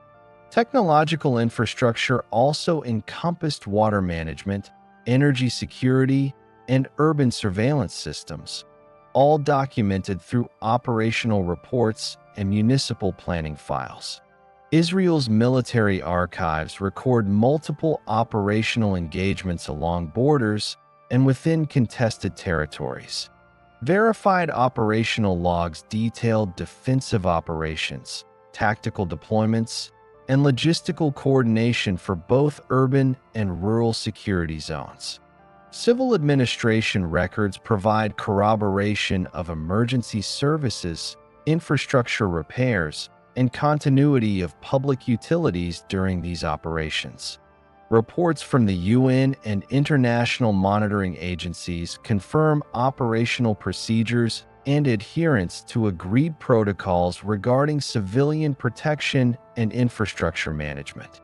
Regional diplomacy advanced significantly, with archival records from the Ministry of Foreign Affairs documenting formal treaties, agreements on trade, technology, and security cooperation with multiple states.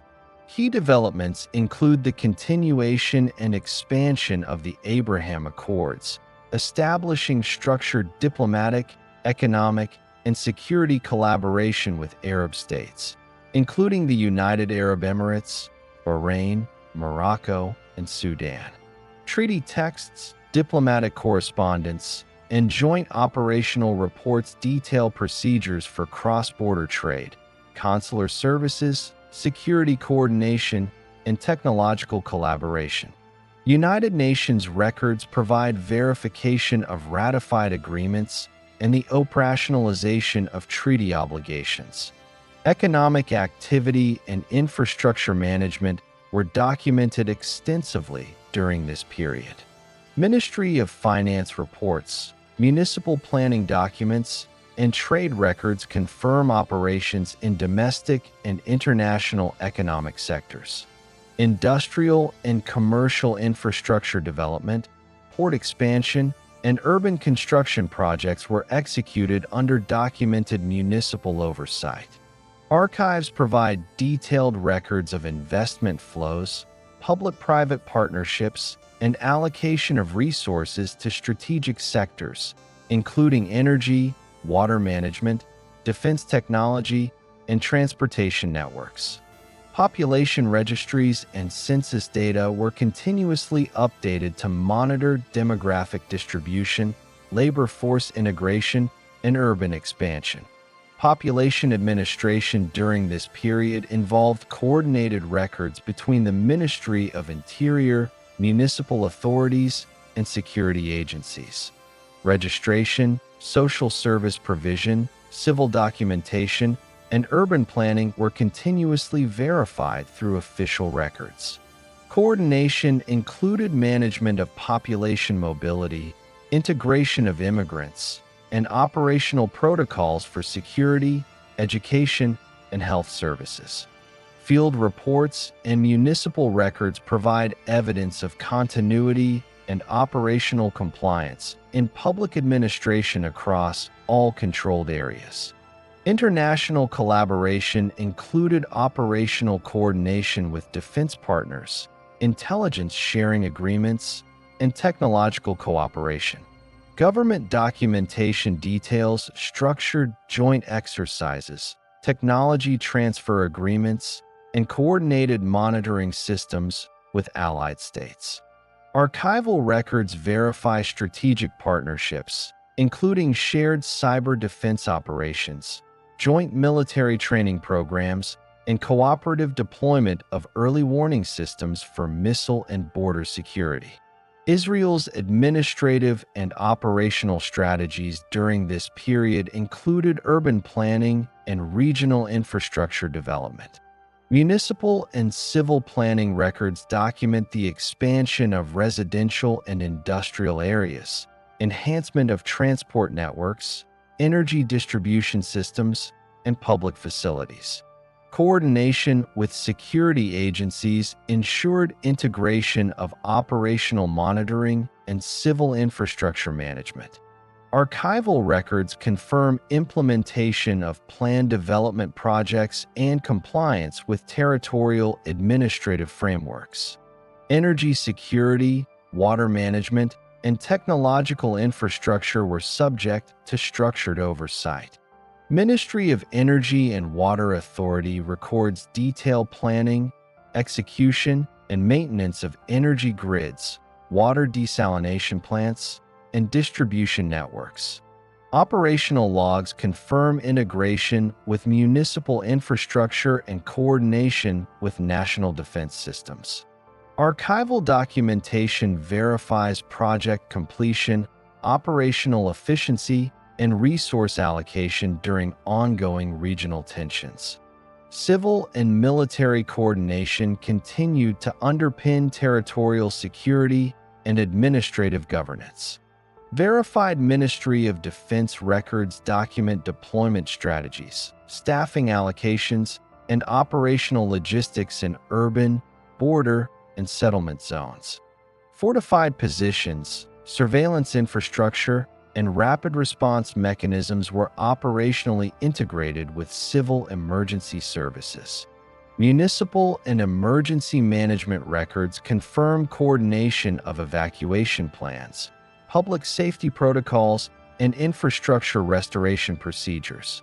Israel's technological development strategy included civilian and military applications, confirmed through the Ministry of Defense, Ministry of Science, and Ministry of Economy records. Operational oversight ensured deployment of cybersecurity infrastructure, communication networks, satellite monitoring systems, and advanced weaponry integrated with regional defense and urban security systems.